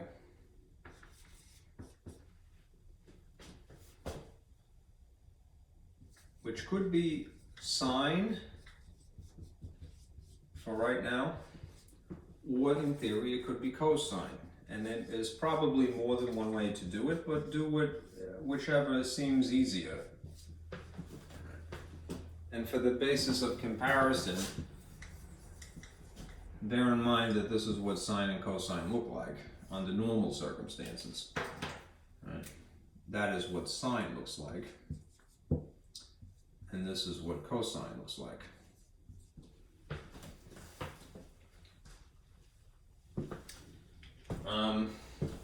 Do forgive the crudity of this drawing.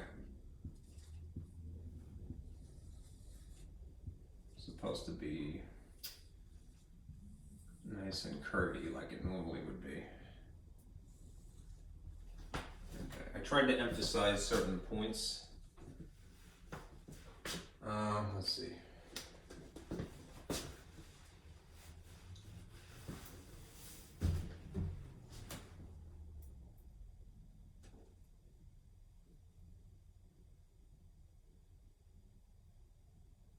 Again, there may be more than one way to do it. My logic is to go with cosine version of this right now, because to me it looks more like it more closely resembles that. All right, why do I say that? Well, it doesn't start, all right, here, all right? It starts over here, really, right? You can probably do a sine version of this, but again, I'm gonna try cosine, right? To me, it looks a little bit more like this. This is what my intuition is telling me, all right? It looks like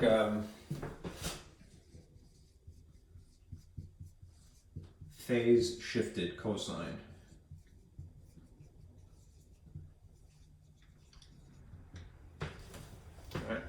So I'm going to start with this model, and also appears to be like it's been vertically stretched.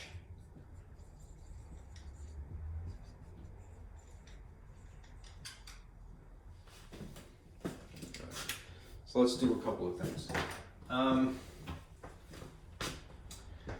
Some of the easier calculations are the A and the D. And so maybe start with what is easy, all right? If you wanted to figure out what the D is, perhaps would be better in this case, right? Because that would establish where exactly the midline would be, and then you could read the graph in theory to figure out what the height is. D is going to be the maximum plus the minimum divided by 2. So, the maximum appears to be at positive 1. The minimum appears to be at negative 5. So if in theory I put in positive 1 and negative 5, all right, and then do the arithmetic, perform the arithmetic, 1 minus 5 would be negative 4, and negative 4 cut in half would give you the midline, which means that negative 2 should be the middle. Right. This is a very bad drawing. Graph paper would be better. But right, if that's negative 2, then that would be the midline. Right. Midline. Y equals negative 2, otherwise known as D. All right.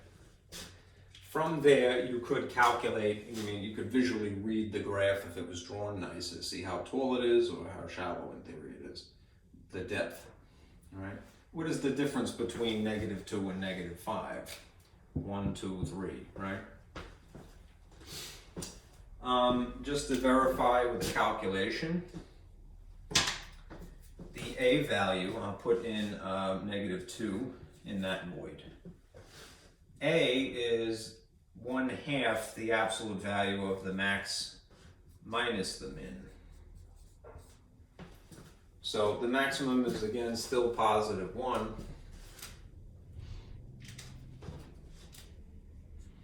and the minimum is still -5, and there happens to be a negative in the formula. So this is really 1 plus 5, which is really 6.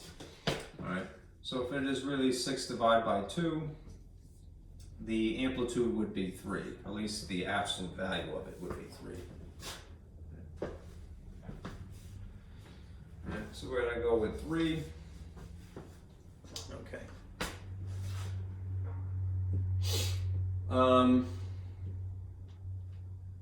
I'm not going to assume for a moment that it is negative, right?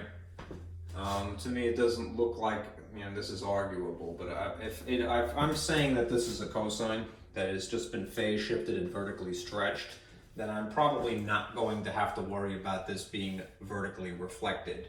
So no negative, at least if I went in this course of action. Okay. Now, if I did the period, right? The period is normally 2 pi over the absolute value of b, right? Which means I really do need the b value. But I might be able to get it from the graph. Let's see. How long does it take for this to complete a cosine? Right?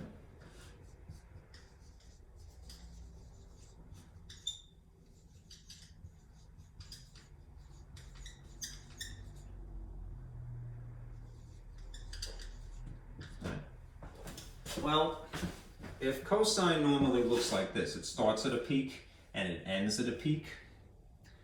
Normally, this is 2 pi. Right? In this context here, right, there's a peak and there's a peak. Right? How wide is it from here to here? Right? If you count the increments from -5 to +1, how many increments are there? 1, 2, 3, 4, 5, 6. Right? So without doing the calculation, one could establish that the period is just 6 units, whatever they are. You could just say 6. Right? I don't know what b is yet, but I'm going to calculate it. Right. So I have -2, I have +3, and I have the period, so now I could use that to find b value. So let me erase this because I need the space, unfortunately.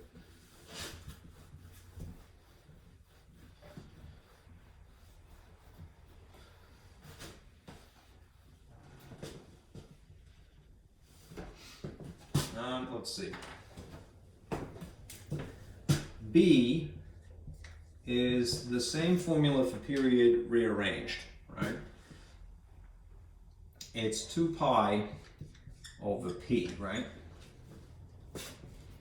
So if I put in 6, which I gleaned just from looking at the peak to peak here of the waveform, I have realistically 2 pi over 6, which if I simplify it would be what? Pi over 3. Right. I'm going to insert pi over 3 in place of the b. Now I'm probably going to have to factor this in order to compensate for the c value.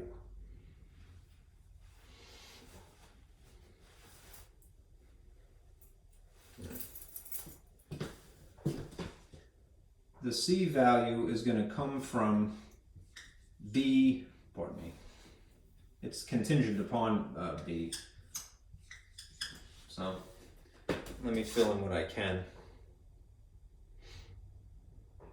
You might try to figure it out from looking at the picture, but I think it would probably be better to do it from factored calculation. Let's see.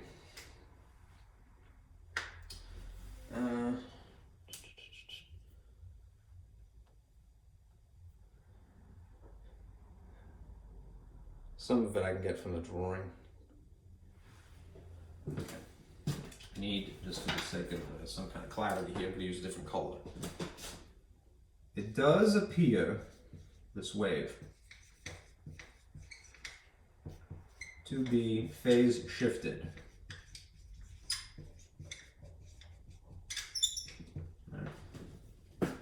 where to where?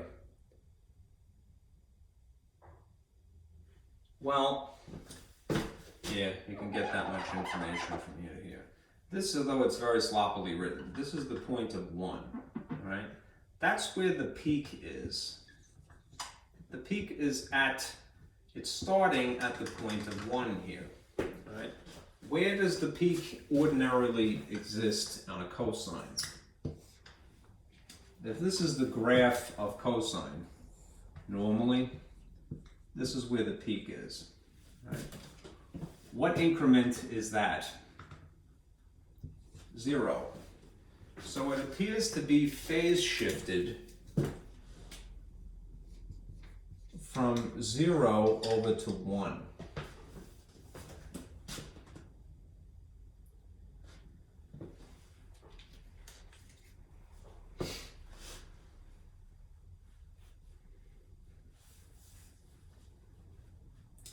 Which means that I would insert a 1 basically here.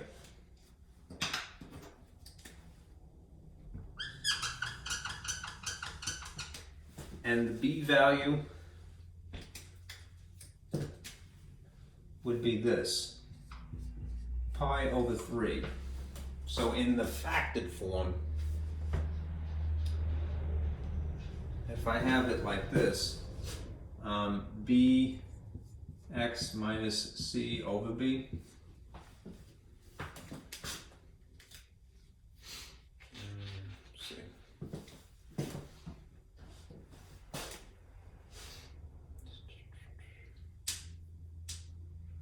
Well, let me look at it this way.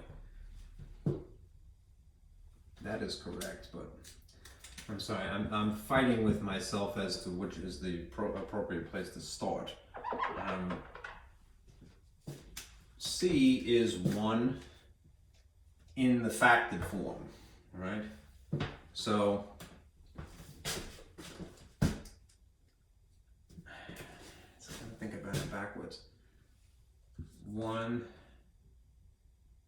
pi over 3, and this is pi over 3. This is in the factored form.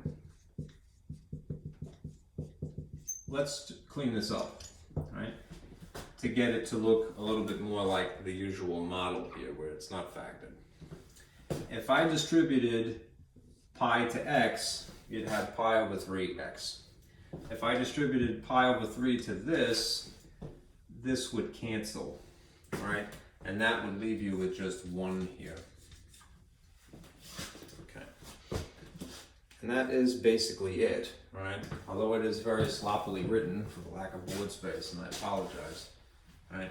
Here's what you have, right? You would have y is equal to 3 cosine of pi over 3 x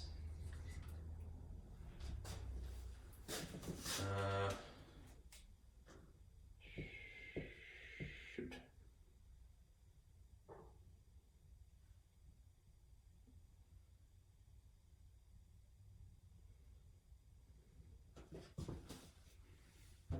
It has to be pi over 3. I'm sorry.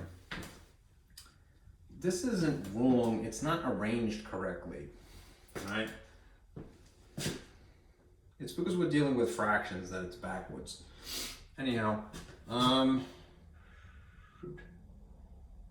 where do you start, where do you end? Pi over 3.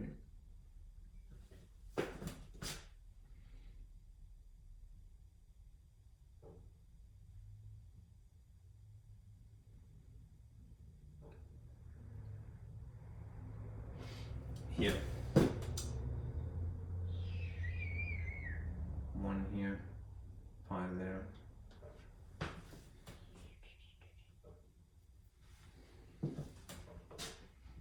And if you look at it like this, 1, and no, C here. C over pi over 3, and the 1 here. And if you rearrange this, C is pi over 3. Sorry. This is pi over 3. Okay. I wish there were a simpler way to explain that, but it escapes me at this point. All right. Which to start with, C over B or C. If this is the formula, C is equal to, potentially it's dependent upon B. In the factored form, that is the way it would look, C over B, right? In a generalization, right? So if I compensate,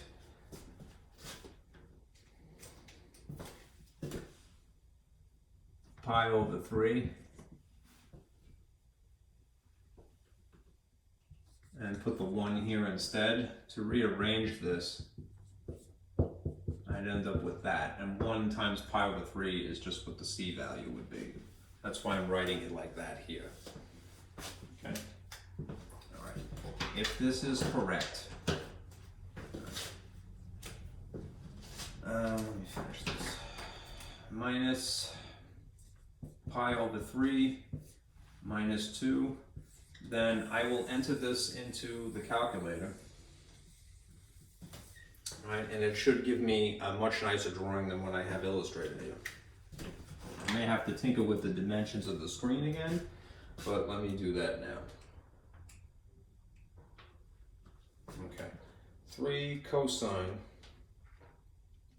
of pi divided by 3x minus pi over 3 minus 2. This is how I have it entered.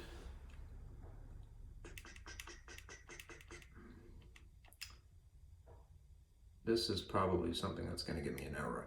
I have to put a parentheses here because of the fraction that is attached to x. So let me do that. 3 cosine of another parentheses pi divided by 3, like that. And now put the x minus this pi over 3. Let's see, pi divided by 3. And then minus 2. Okay. Just to show you the whole thing, here's the D value on the end, there's the C value, and there's the X and B value, and there's the amplitude. If there's an error message again, it just means you have to change the screen dimension, so let's hope for the best. That looks pretty accurate. You could tinker with the dimensions after it's done drawing here. Let me hit zoom. Try zoom fit. And then maybe zooming out.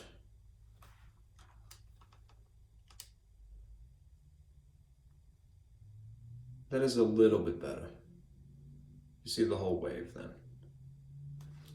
This is the terrible illustration. This is why you should do things on graph paper if you're going to do it by hand, but in a book it would be a little bit neater. All right, now just to confirm a couple of things. All right, at the point of -5, this is 1. All right. So if you enter trace and then hit -5, you could confirm this is at the point +1. Same thing here. At 1, this should be 1. So if you type in 1, it confirms 1. Right? At the point of 7, it should also be 1. This is periodic, of course. And indeed it is. All right. All right. I'm sorry, I just... I have to fight with myself a lot of times, and don't feel bad if you do that either, all right, to decide, all right, where the parts go, right? I wish there was a general way to say that, but I mean, you can only tell by tinkering with it.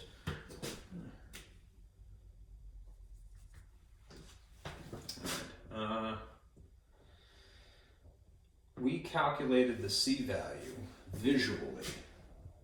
This is where C equals 1 came from, right? Remember, phase shift is where it starts, all right? So the peak started at 1 rather than at 0 like it normally would be.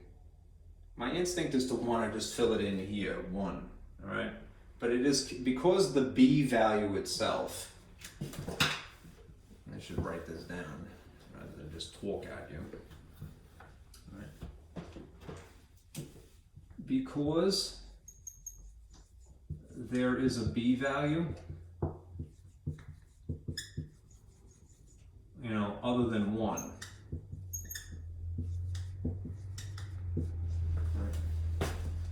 The B value is pi over 3. Right? You have to compensate, right? You can't just put minus 1 here for the C value, right?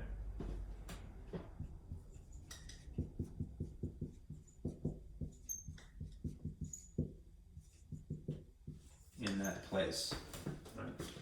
What you have to do is imagine it as part of this calculation here. Now we know what the numbers are, right?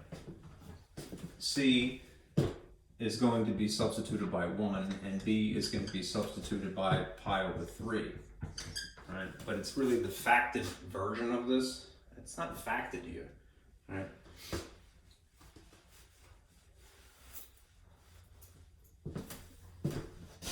If C is equal to C over B, essentially,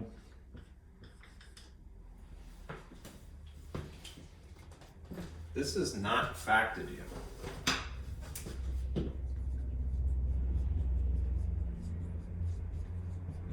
So unfactored. Right.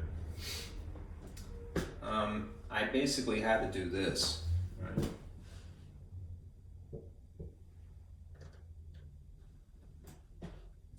One here and pi over 3 here.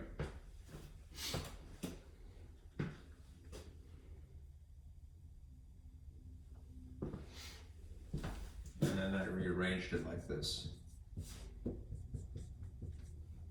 means that this C is pi over 3 as well. All right, that's why I put that there. Okay, let's move on.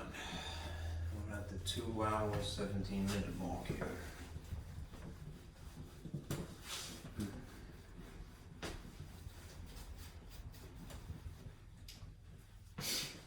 Okay.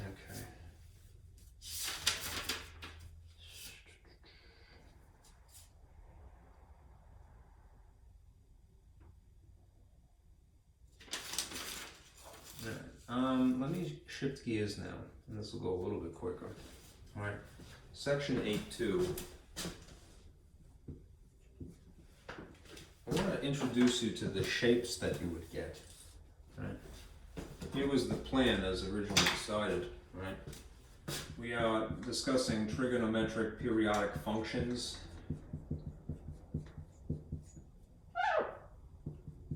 Periodic functions. And 8.1 is the sinusoidal shape.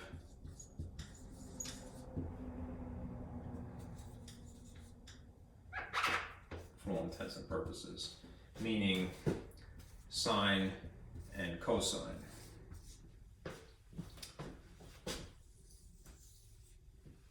Section 8.2, which is what we're talking about now, is the ones that are not that shape, but they're based upon it nonetheless. Right, which is the tangent and its cofunction, cotangent, the secant, and the cosecant. So basically these 4 functions and how they look. Different graphs. They're not sinusoidal.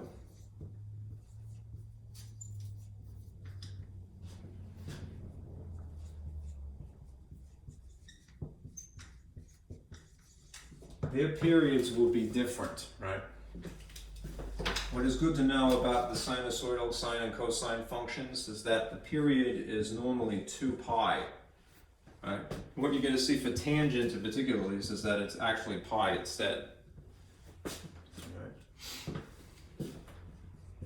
Okay. Now, let me erase this again.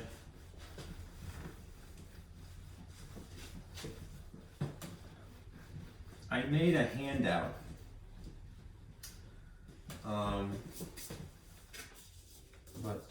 It looks like this. So to get this handy, there's a couple of things that would be useful. Now, here's again the list of all identities that we have discussed at this point. What's relevant right now is the very bottom here, right? Tangent is the ratio of sine over cosine. Right? Basically works like this. If the sine of the angle, I like theta, is in using SOHCAHTOA, is opposite over the hypotenuse, right? And cosine of theta is adjacent over the hypotenuse, right? And tangent of theta is this ratio of sine over cosine, right? And what that means is that their ratios, respectively, opposite over hypotenuse and adjacent over hypotenuse, would work out like this. It is a what do you call it? A complex fraction. Right? It's division, really. Right? It's opposite over hypotenuse divided by adjacent over hypotenuse, which, if you keep change flip, lands you up with this. Lands you here. Arranges it to be like so. All right. What cancels are the hypotenuse dimensions, and then you're just left with this. Tangent of theta is equal to the opposite over the adjacent dimension. Okay? Anyhow, having come from this ratio of sine and cosine, it will be reflected in the graph, right? And all of the others as well, in some way or another.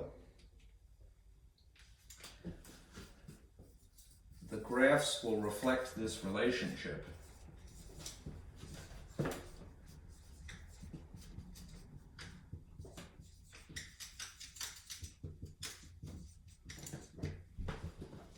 Okay.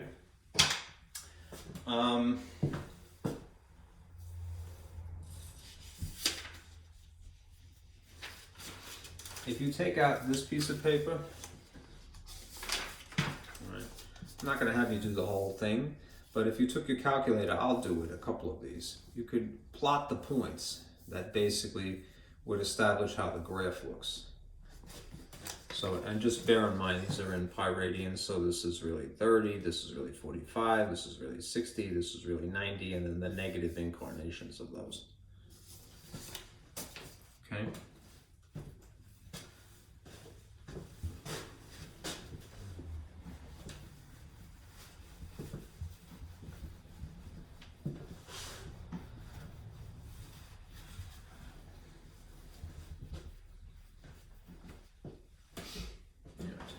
Here's this table. Input, function, output, and then the coordinates, the ordered pairs. We'll just do a couple of these to get rolling here, not the whole bunch of them.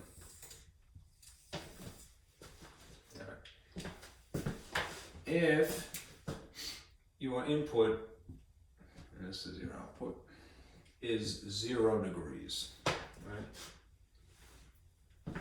right? And tangent, in theory, as I mentioned, is sine over cosine. Right, you could memorize some of this from graphs, of course. I don't want to drive you nuts. But here's sine, here's cosine.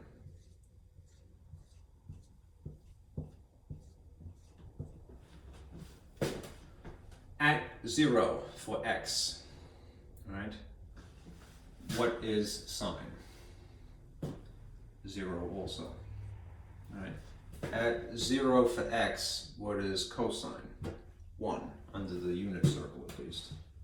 Positive 1, negative 1, 0. So this is 1. That means that the tangent of 0, since it is established from that relationship, would be 0 divided by 1, which is totally fine, right? Would be 1. Pardon me, 0. What's 0 divided by 1? 0. So you have this coordinate, 0, 0. Okay. If you went a little bit further, and you went pi over 6, you can plug in pi over 6 in your calculator. And what you would get is this decimal 77, all right, which comes from this ratio, 1 over the square root of 3, which we would have to rationalize, which would be the square root of 3 over 3. Anyhow, you would have this as an ordered pair. At the location of pi over 6, you would have about 0.6, right, if I rounded this decimal. If you did pi over 4, 45 degrees, right? And you took the tangent of pi over 4, you'd have this 1. And this would be the ordered pair. At 45 degrees, you have 1.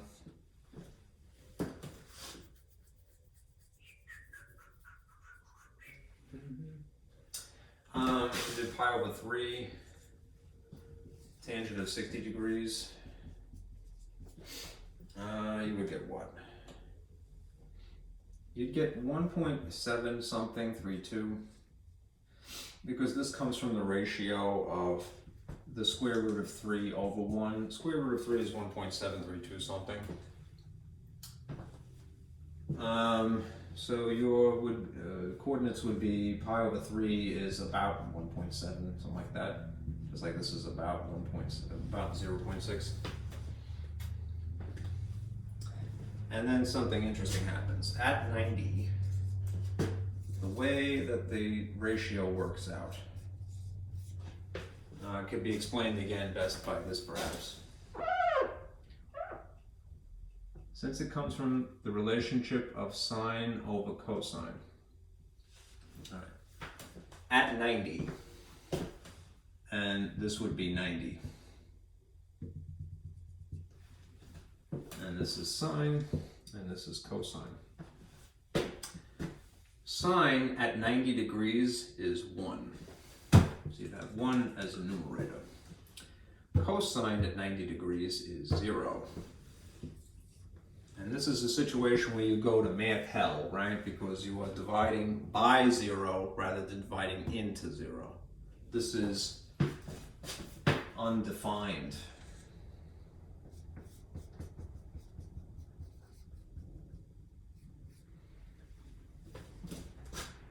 Right? Which basically means at this location of pi over 2, there is an asymptote.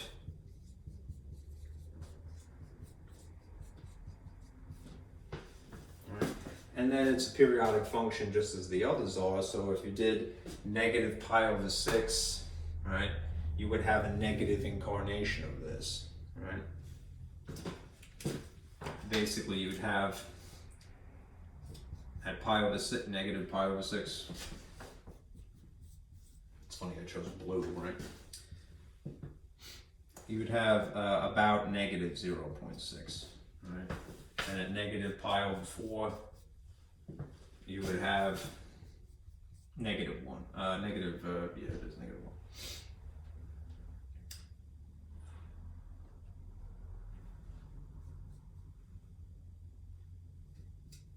And at negative pi over 3, you'd have negative 1.7 approximately. All right? And then at 3 pi over 2, right, which is basically a multiple of pi over 2, right, you'd have an asymptote. Right. to illustrate that, I put this graph paper in here. I'm not going to make you do this, you know, 4 times, but, you know, the whole slew of the tangent calculations. But humor me, to get a feel for the way that this graph would look, right? If you have this piece of paper printed, let me walk you through setting this up. What I will do is flip this around.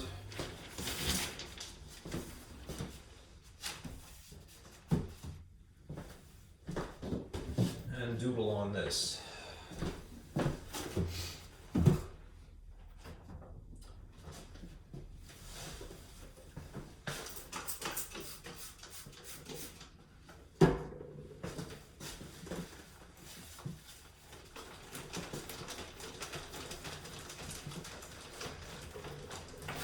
It. That. It's too thick.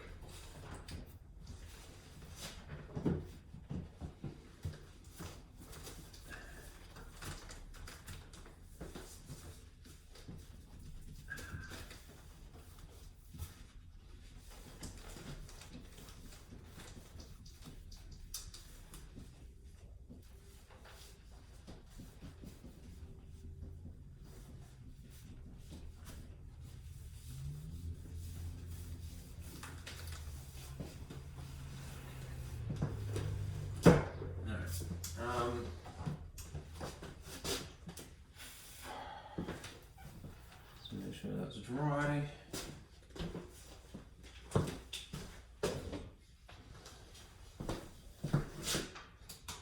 to draw this as straight as possible. And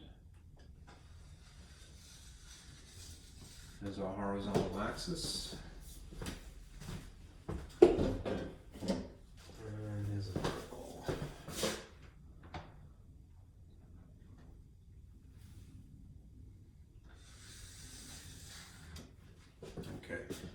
I had it incremented in a funny way, just to get an estimate. Right. On the graph paper you'll see in this handout, the way that I incremented it is I counted over 4 boxes. Right. The reason for that is because of the coordinates that I have to work with. So if this is where we usually start incrementing at pi over 2, got to go over another 4, and that's pi. And then 1, 2, 3, 4, and this would be 3 pi over 2. 1, 2, 3, 4, and this would be 2 pi. And then on the flip side here, negative pi over 2. 1, 2, 3, 4. Pi negative 1, 2, 3, 4. Negative 3 pi over 2. 1, 2, 3, 4. And this would be negative 2 pi. All right. As for the increments this way, they don't have to be in the same scale, but just to give you some space, I made it at 3 here. All right, 1, 2, 3 down is negative 1. 1, 2, 3 down, negative 2, negative 3, and then up 1, 2, 3. The reason that I went with the increments that I had is because of, if you're going to do this by hand just this one time, look what the x values we have to work with are. Pi over 3 is, if you do it in the decimal form, is 3.14 divided by 6. Right? Remember what I had suggested before. Memorize the order in which they would show up. What I'm getting at is that in the 3 increments that you have here, here, and here, the correct order would be that it would be 6, 4, and then 3. Pi on top, pi on top, pi on top. Right? Pi over 3, although the scale is off a little bit, is very, very, very close to 1.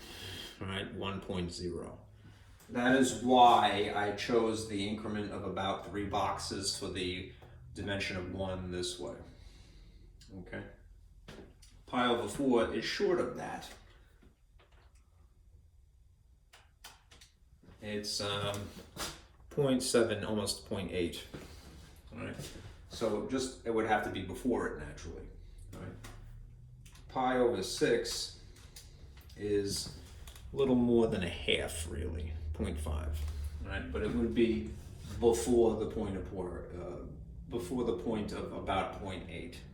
So in the positive direction, 6, 4, 3 in that order. In the negative direction, 6, 4, 3 backwards. These are all negative pi, negative pi, negative pi. So just this one time to give you a feel for what the drawing would produce, right?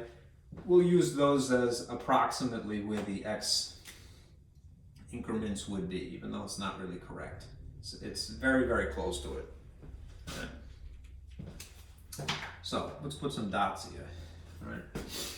All right. If the coordinate that we calculated is 0, 0, right? Then putting a 0 in the appropriate place is not difficult at all, right? That's right there. All right, 0, 0. At pi over 6 input, which is just to the right of it here, I'm going to go to about a little more than a half, right? 0.6. On this scale of 3 boxes, that's about a little more than half, right there. At the point of pi over 4, I'm going to go right on 1. All right. At the point of pi over 3, I'm going to go a little more than 1.5. So if this is 1.5 approximately from here to here, at pi over 3, I'm going to put a dot. 1/7 is favoring a little bit, 2/3 of the way, so just about there. Right. Then on the flip side, it's negative pi over 6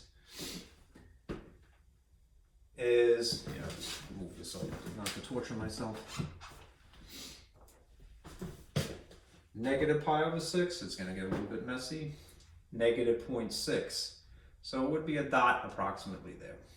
At negative pi over 4, it would be negative 1. And then at negative pi over 3, it would be 1.7, but negative. So about 2/3 of the way would be there. So just roughly like that. Then there's the asymptotes. All right, remember where it's undefined because you would end up with 0 in a denominator. All right, at 90 degrees for cosine. All right. What ends up happening is that there is an asymptote at 90 degrees. So I'm going to just indicate that by a dashed line. That will run this way and this way. And then at the negative as well. Right? Okay, now if I have the fun of connecting the dots, right? This is what the graph of tangent would look like.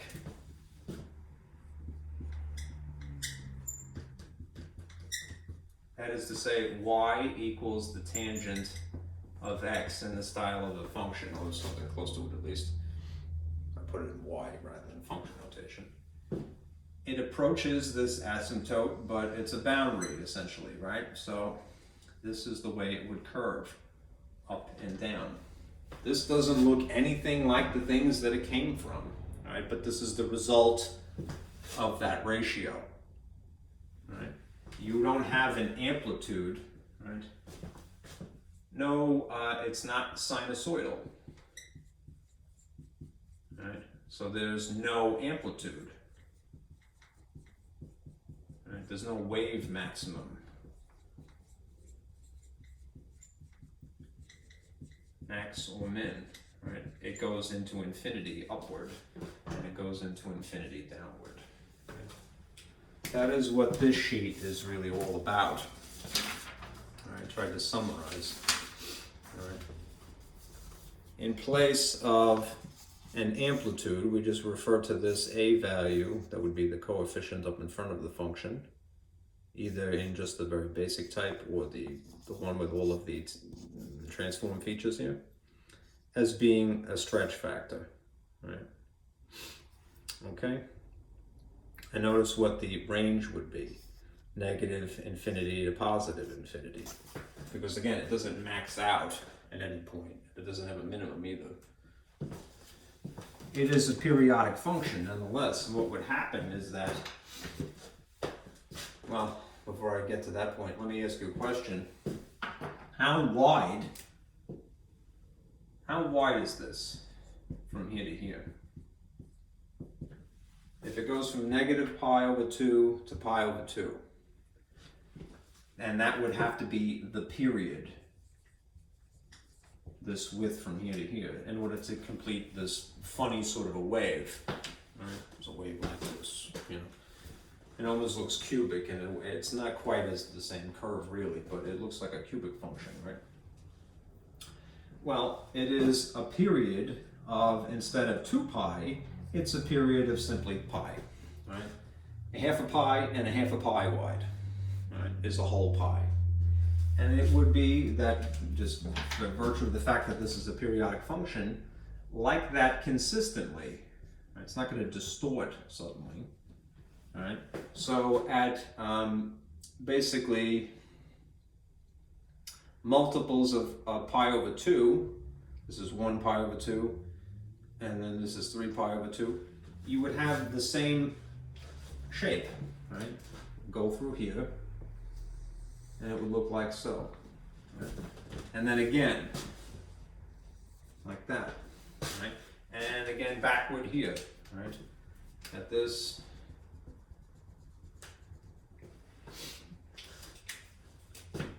asymptote here, you'd have this periodic function. It's a sort of looks more like maybe the surface of an ocean wave. You know, rather than looking at a wave from the side, it's kind of looking at a wave from, I would guess, almost the top.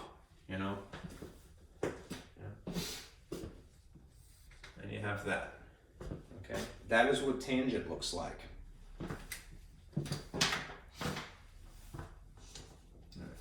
The fun facts about tangent are probably best summarized on this piece of paper, right? And I stole these boxes from the textbook, right? Here's what the period would be if you had to calculate. That is if there was a b value other than 1, right?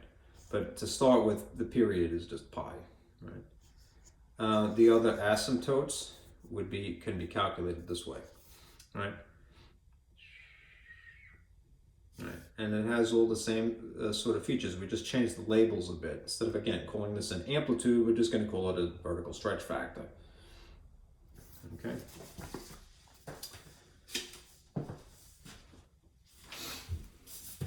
All right. Just to show you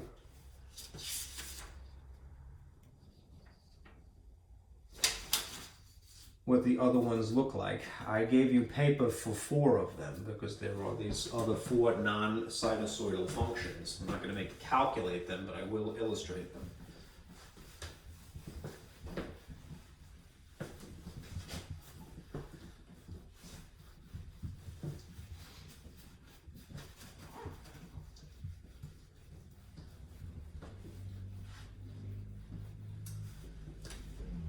Let's see.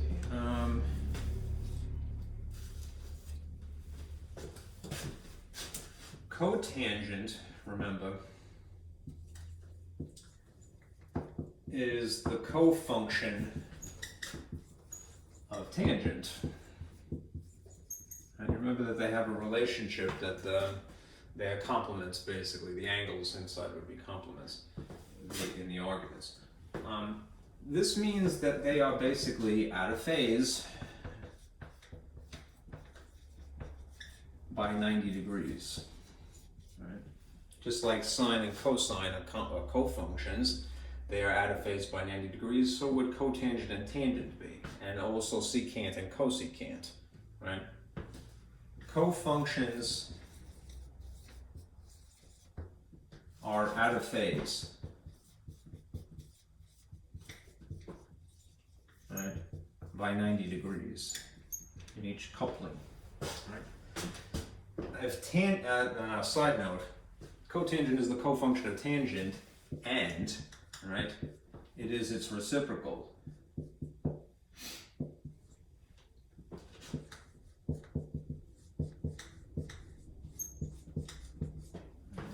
So if tangent comes from this ratio, it's sine over cosine, then cotangent would be cosine over sine. And it will have asymptotes too. You know, for that reason. Right? They'll just be in a different place.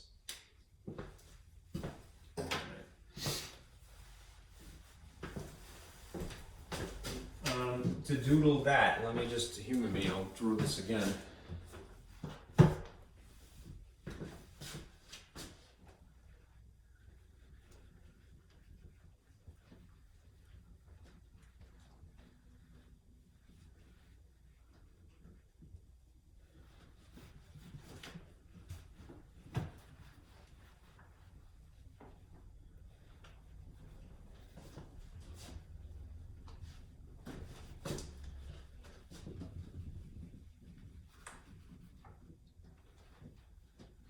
You could plug that ratio into your calculator.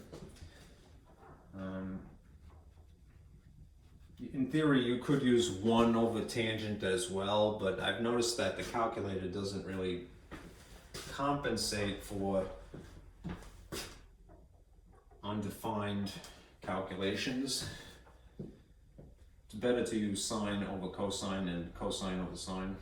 You could use tangent, there is a tangent button. But when it comes to cotangent, what I'm getting at is that if you're trying to basically get your calculator to illustrate this, right, in theory, right, you could enter that.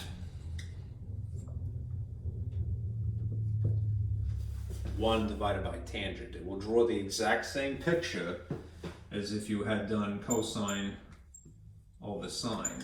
I have just noticed, at least in my own calculator, that this is better somehow when you're trying to get it to read a coordinate for you. Right. Here's what I mean. Right. If you entered tangent function of x like this, you can get it to graph and you'll see, well, I gotta change the dimensions here.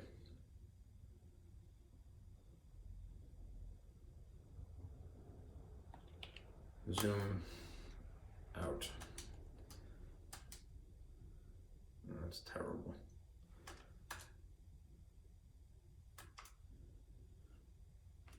I'm gonna have to change my dimensions as I have it manually. Bear with me 1 second. Back according to what I had before on the sheet. Negative 4. Okay. Right, I'm just changing the dimensions manually. And here you see the, this is the tangent graph, periodically drawn. If you go into here and you do 1 divided by tangent, that is probably the fastest way, all right, to get it to draw what the cotangent would look like. All right. I'll do it this way first, all right, but then I want to show you maybe the advantage of actually taking the time to write the ratio. What ends up happening is that since they're out of phase by 90 degrees, if the asymptotes are normally, and this is the graph for cotangent, if the asymptotes for tangent are here and here normally, and the whole thing is out of phase, all right, they're going to be shifted, all right, by 90 degrees. So you're going to have an asymptote through pi, right? Basically, what do you call that? Multiples of pi.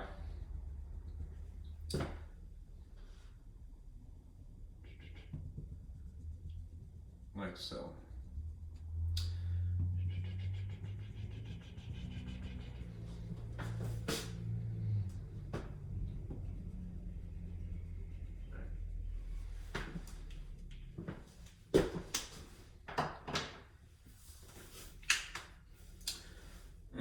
let's see.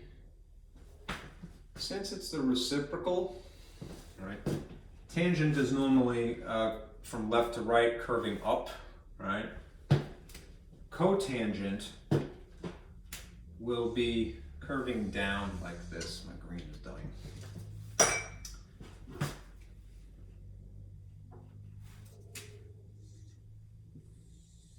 So you would see the periodic function running like this between the asymptotes.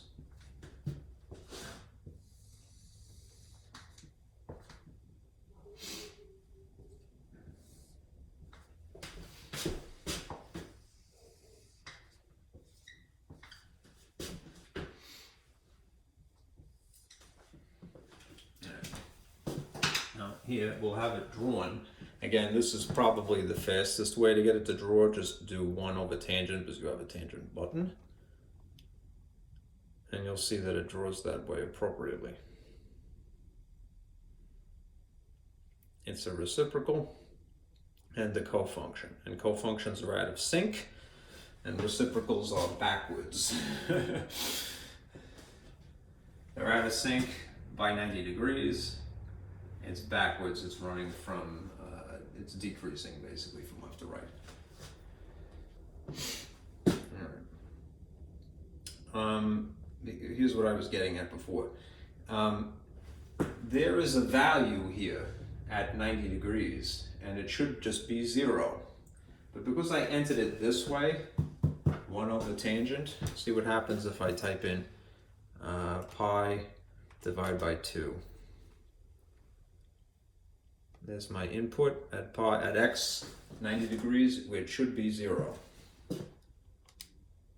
It doesn't give me the value. Right? It is implying by not having a digit here that this is an asymptote when in reality it's that dot. Right? If I typed this instead, watch what happens.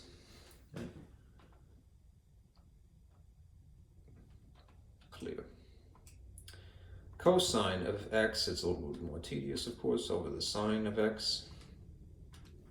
The true ratio from which tangent, or cotangent in this case, comes from.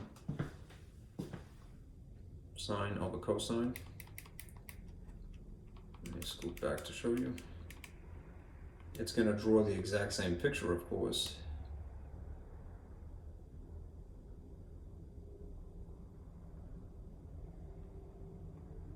Now when I hit trace and I enter pi divided by 2, which is again 90 degrees, it should be 0, right? It tells me. Now what's the reason for that? I have a theory, but I don't know if it's correct.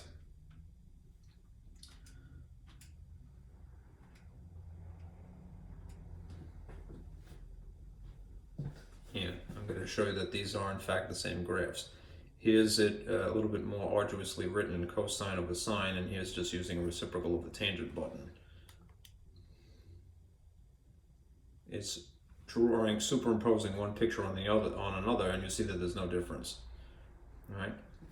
I think that the software that would draw this picture using this sequence of 1 over tangent of x is not compensating for the fact that this is an actual value here. It's not an asymptote, right? It's just using the tangent value here. Tangent at 90 degrees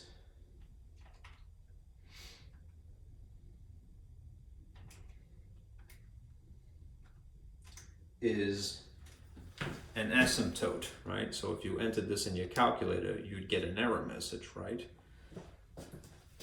This is when you tell it, you circumvent the problem of having 0, perhaps in a denominator, all right? And in this case, you wouldn't have the 0 in a denominator because the 0 value would be on top, all right? Let's see. Cosine. Yeah, I have to sort of doodle it for my own sake.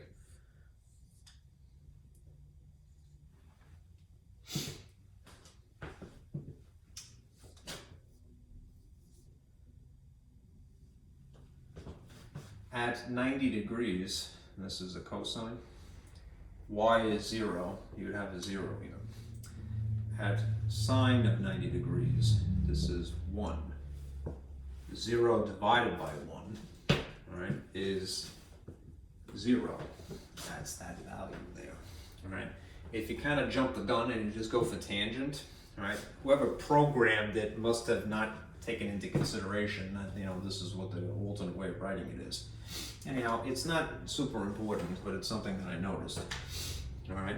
There is no asymptote here. That is a value of 0. All right.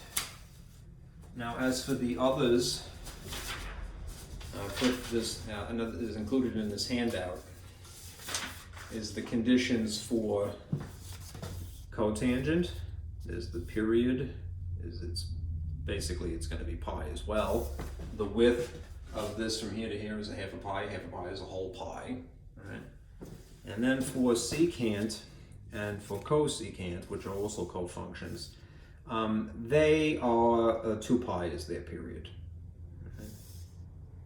All right. And these are the ranges and the domains respectively. All right. Here's how they would look, and then I'll stop. Oh shoot, I shouldn't have done that.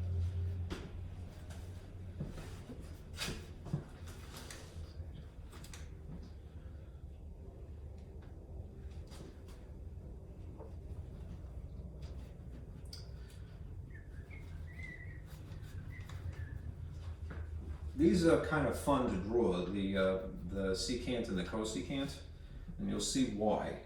Right? You could, of course, you can use your calculator, but I just wanted this one time to show you how this is derived, at least how to draw it if you do it by hand.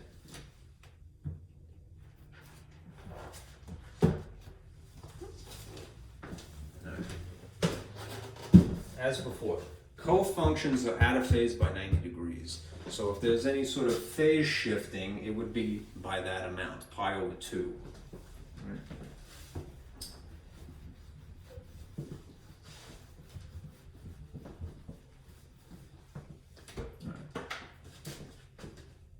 Secant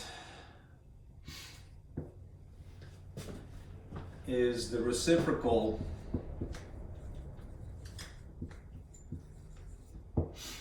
of cosine, which means that the secant of theta could be written like that. Secant, cosine, 1 over the cosine. All right. If you had to get your calculator to draw that, you could just simply type this. All right. 1 over the cosine, and it's understood that this is this. All right. Cosecant is the cofunction of this. All right. So it will be cosecant theta. It will be out of phase, and simultaneously the reciprocal of sine.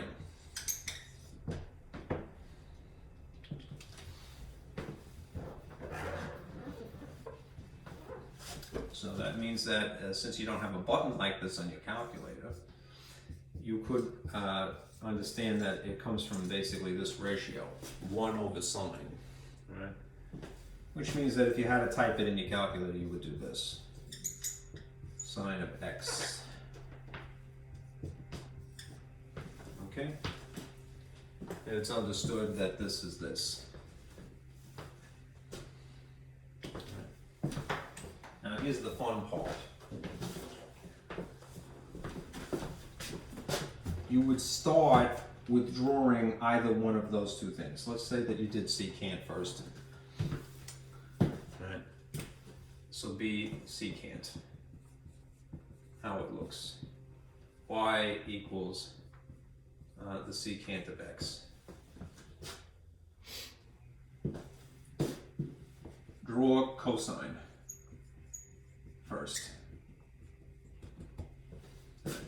Cosine is famously at 0 for x is 1, at 90 degrees is 0, this is 1, this is 2, this is 3.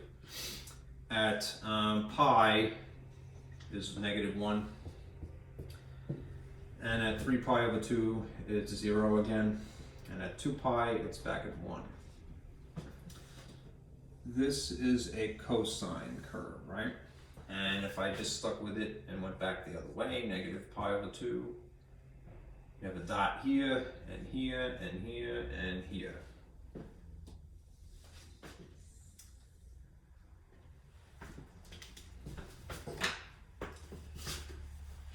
The secant curve kind of looks like a parabola. It's kind of that U shape, right? Kind of a hybrid UV. It's going to start at the peaks. Right?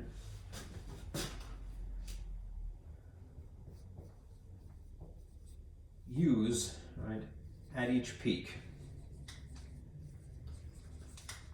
Right. Let me give you the boundaries too.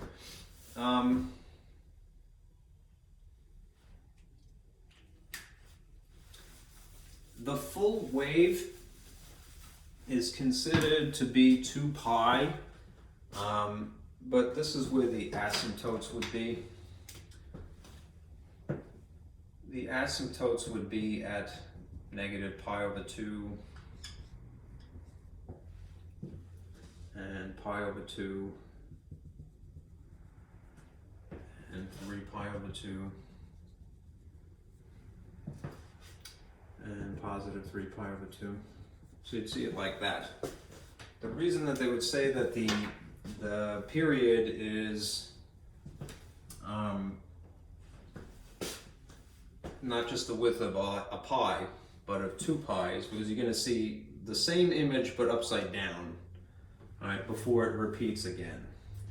So using this peak, you would have a U shape in here like this.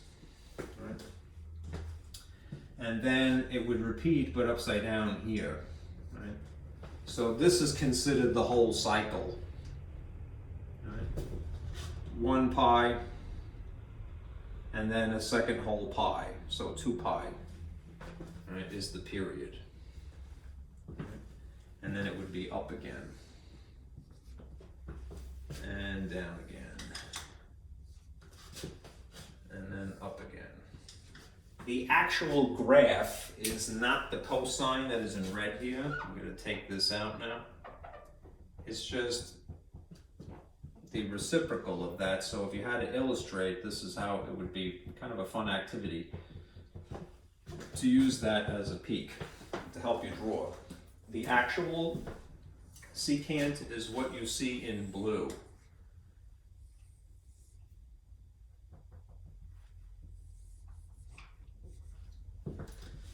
And it would be in these respective places.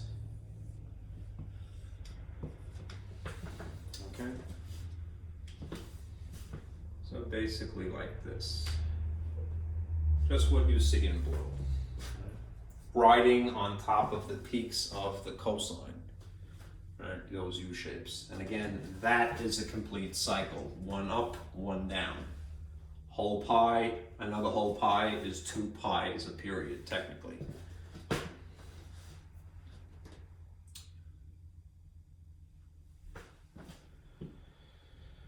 Okay. All right, now the last one, secant. Cosecant rather. It is the same graph, but it's going to be phase shifted.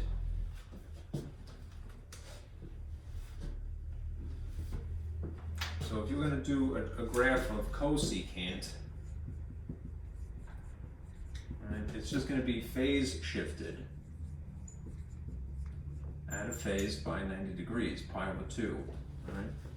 So instead of having your asymptotes here and here, they will be at 0 and on pi and on 2 pi. So I'm going to do that first. I'm going to put those in.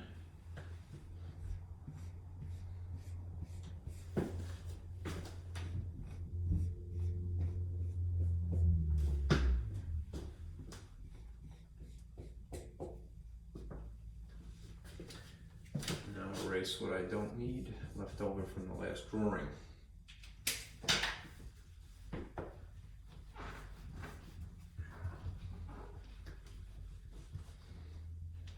This is supposed to be starting fresh.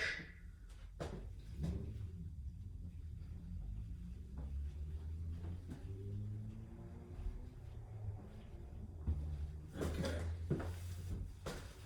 Here again are where the asymptotes would be on basically multiples of pi, because it's phase shifted. And if you had to type this into your calculator, again, you would end up doing this. It's the reciprocal of sine. Okay. So in the same way that if you had to draw this, you would start with what it is the reciprocal of. You would draw a sine function. Sine, remember,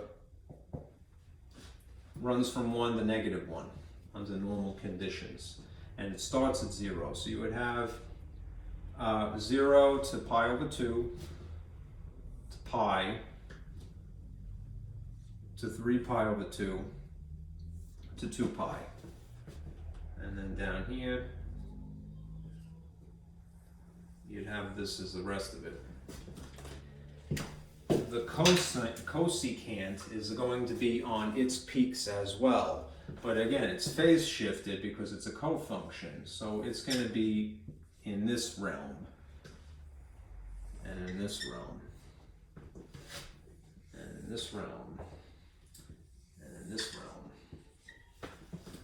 And then again, because sine is not really part of the graph, it's just being used for constructive purposes. This is what the graph of cosecant would look like. It again has a period of 2 pi because look how wide this is. A half a pi, a half a pi, a half a pi, a half a pi. It is considered one complete cycle if you have one up and one down. Okay? Again, if you had to type this, or you used your calculator rather, no sweat, right? 1 divided by sine of x. You would enter it like that,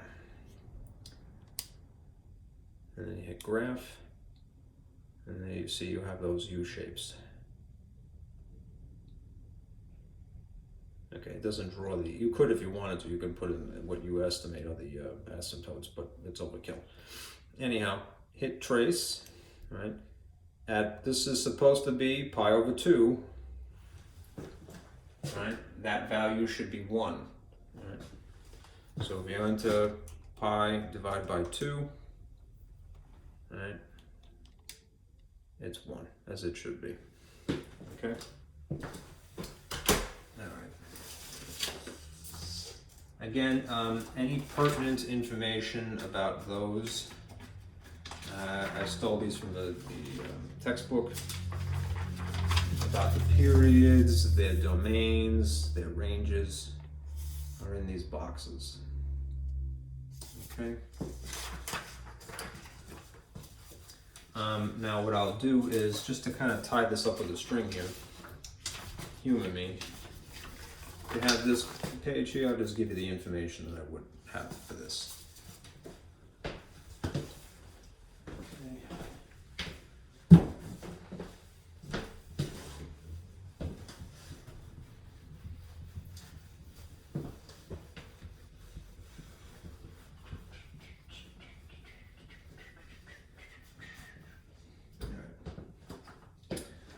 A little information, right?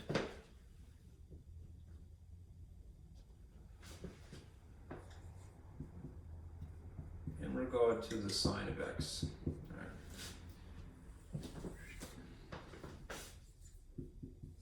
This is what we covered.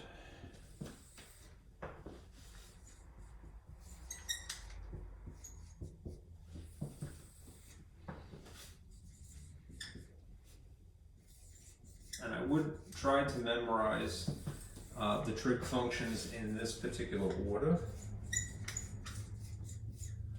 due to the symmetry of their ratios.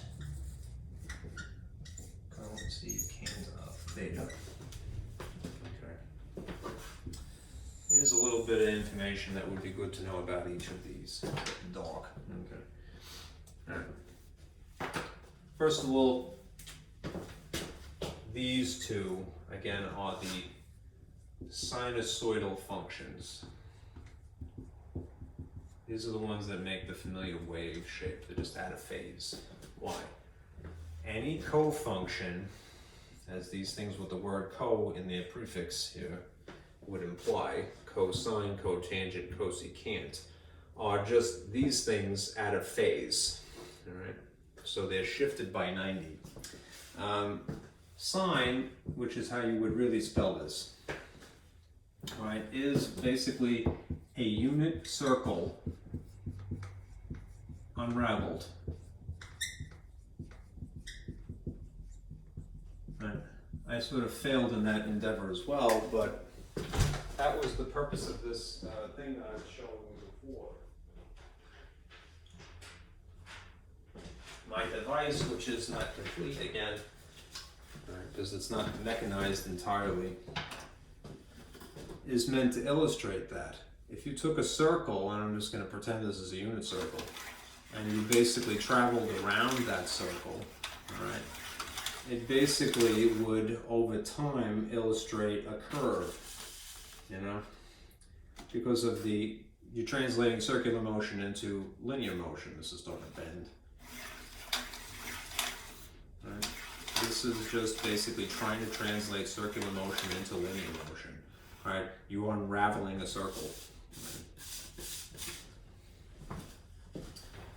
Right. All right. Cosine is the sine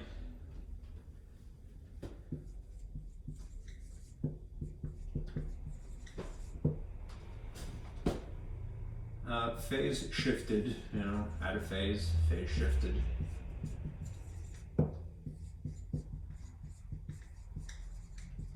$90, pi over 2. Right. It's the same drawing, it's just scooted over. Tangent is the ratio of sine and cosine.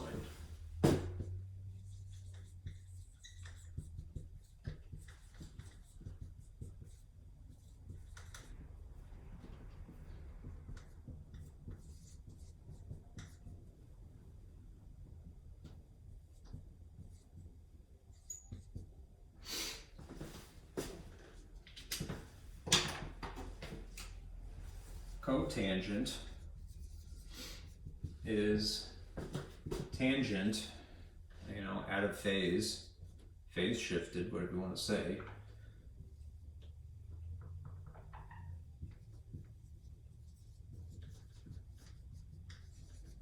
$90, or pi over 2.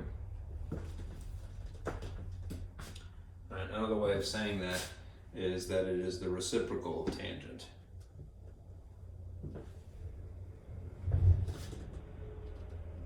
And, I should say, in this case it's and. All right, the reciprocal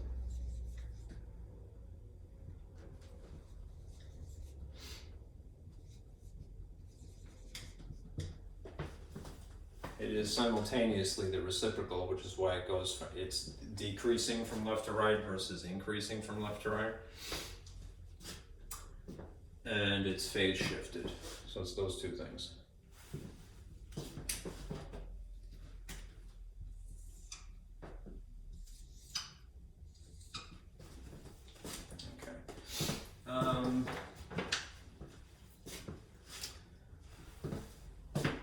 Secant is the reciprocal of cosine.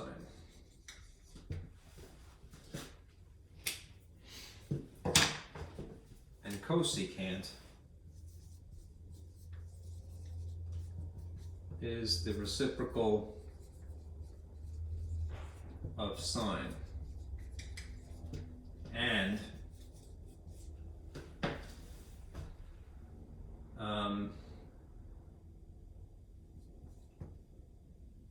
secant phase shifted 90.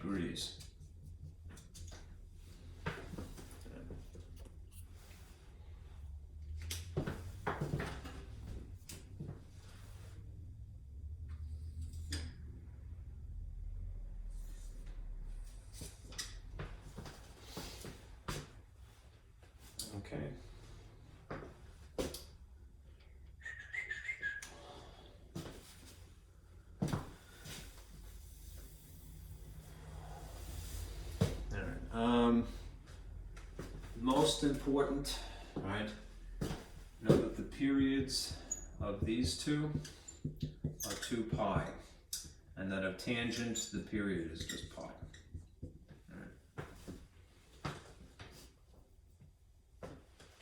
Sine is a unit circle unraveled. Cosine is a sine phase shifted out of phase 90 degrees. Tangent is their ratio. Cotangent is tangent phase shifted 90 degrees and is the reciprocal of tangent. Secant is the reciprocal of cosine, and cosecant is the reciprocal of sine, and is secant phase shifted. That, I think, is as clear a summary as I can do in 3 hours. Apologize for the hiccup in between, but I'll leave it at that. All right, today is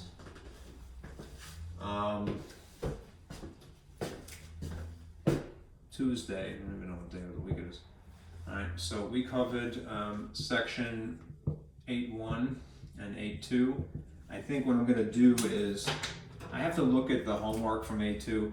You're probably just going to have homework from section 8.1 practice, but I want to look at that. Right? And it would be due Tuesday next week. Right. Okay. All right. Thank you for sticking with me for 3 hours and 17 minutes. All right. Be careful out there and have a nice Thanksgiving.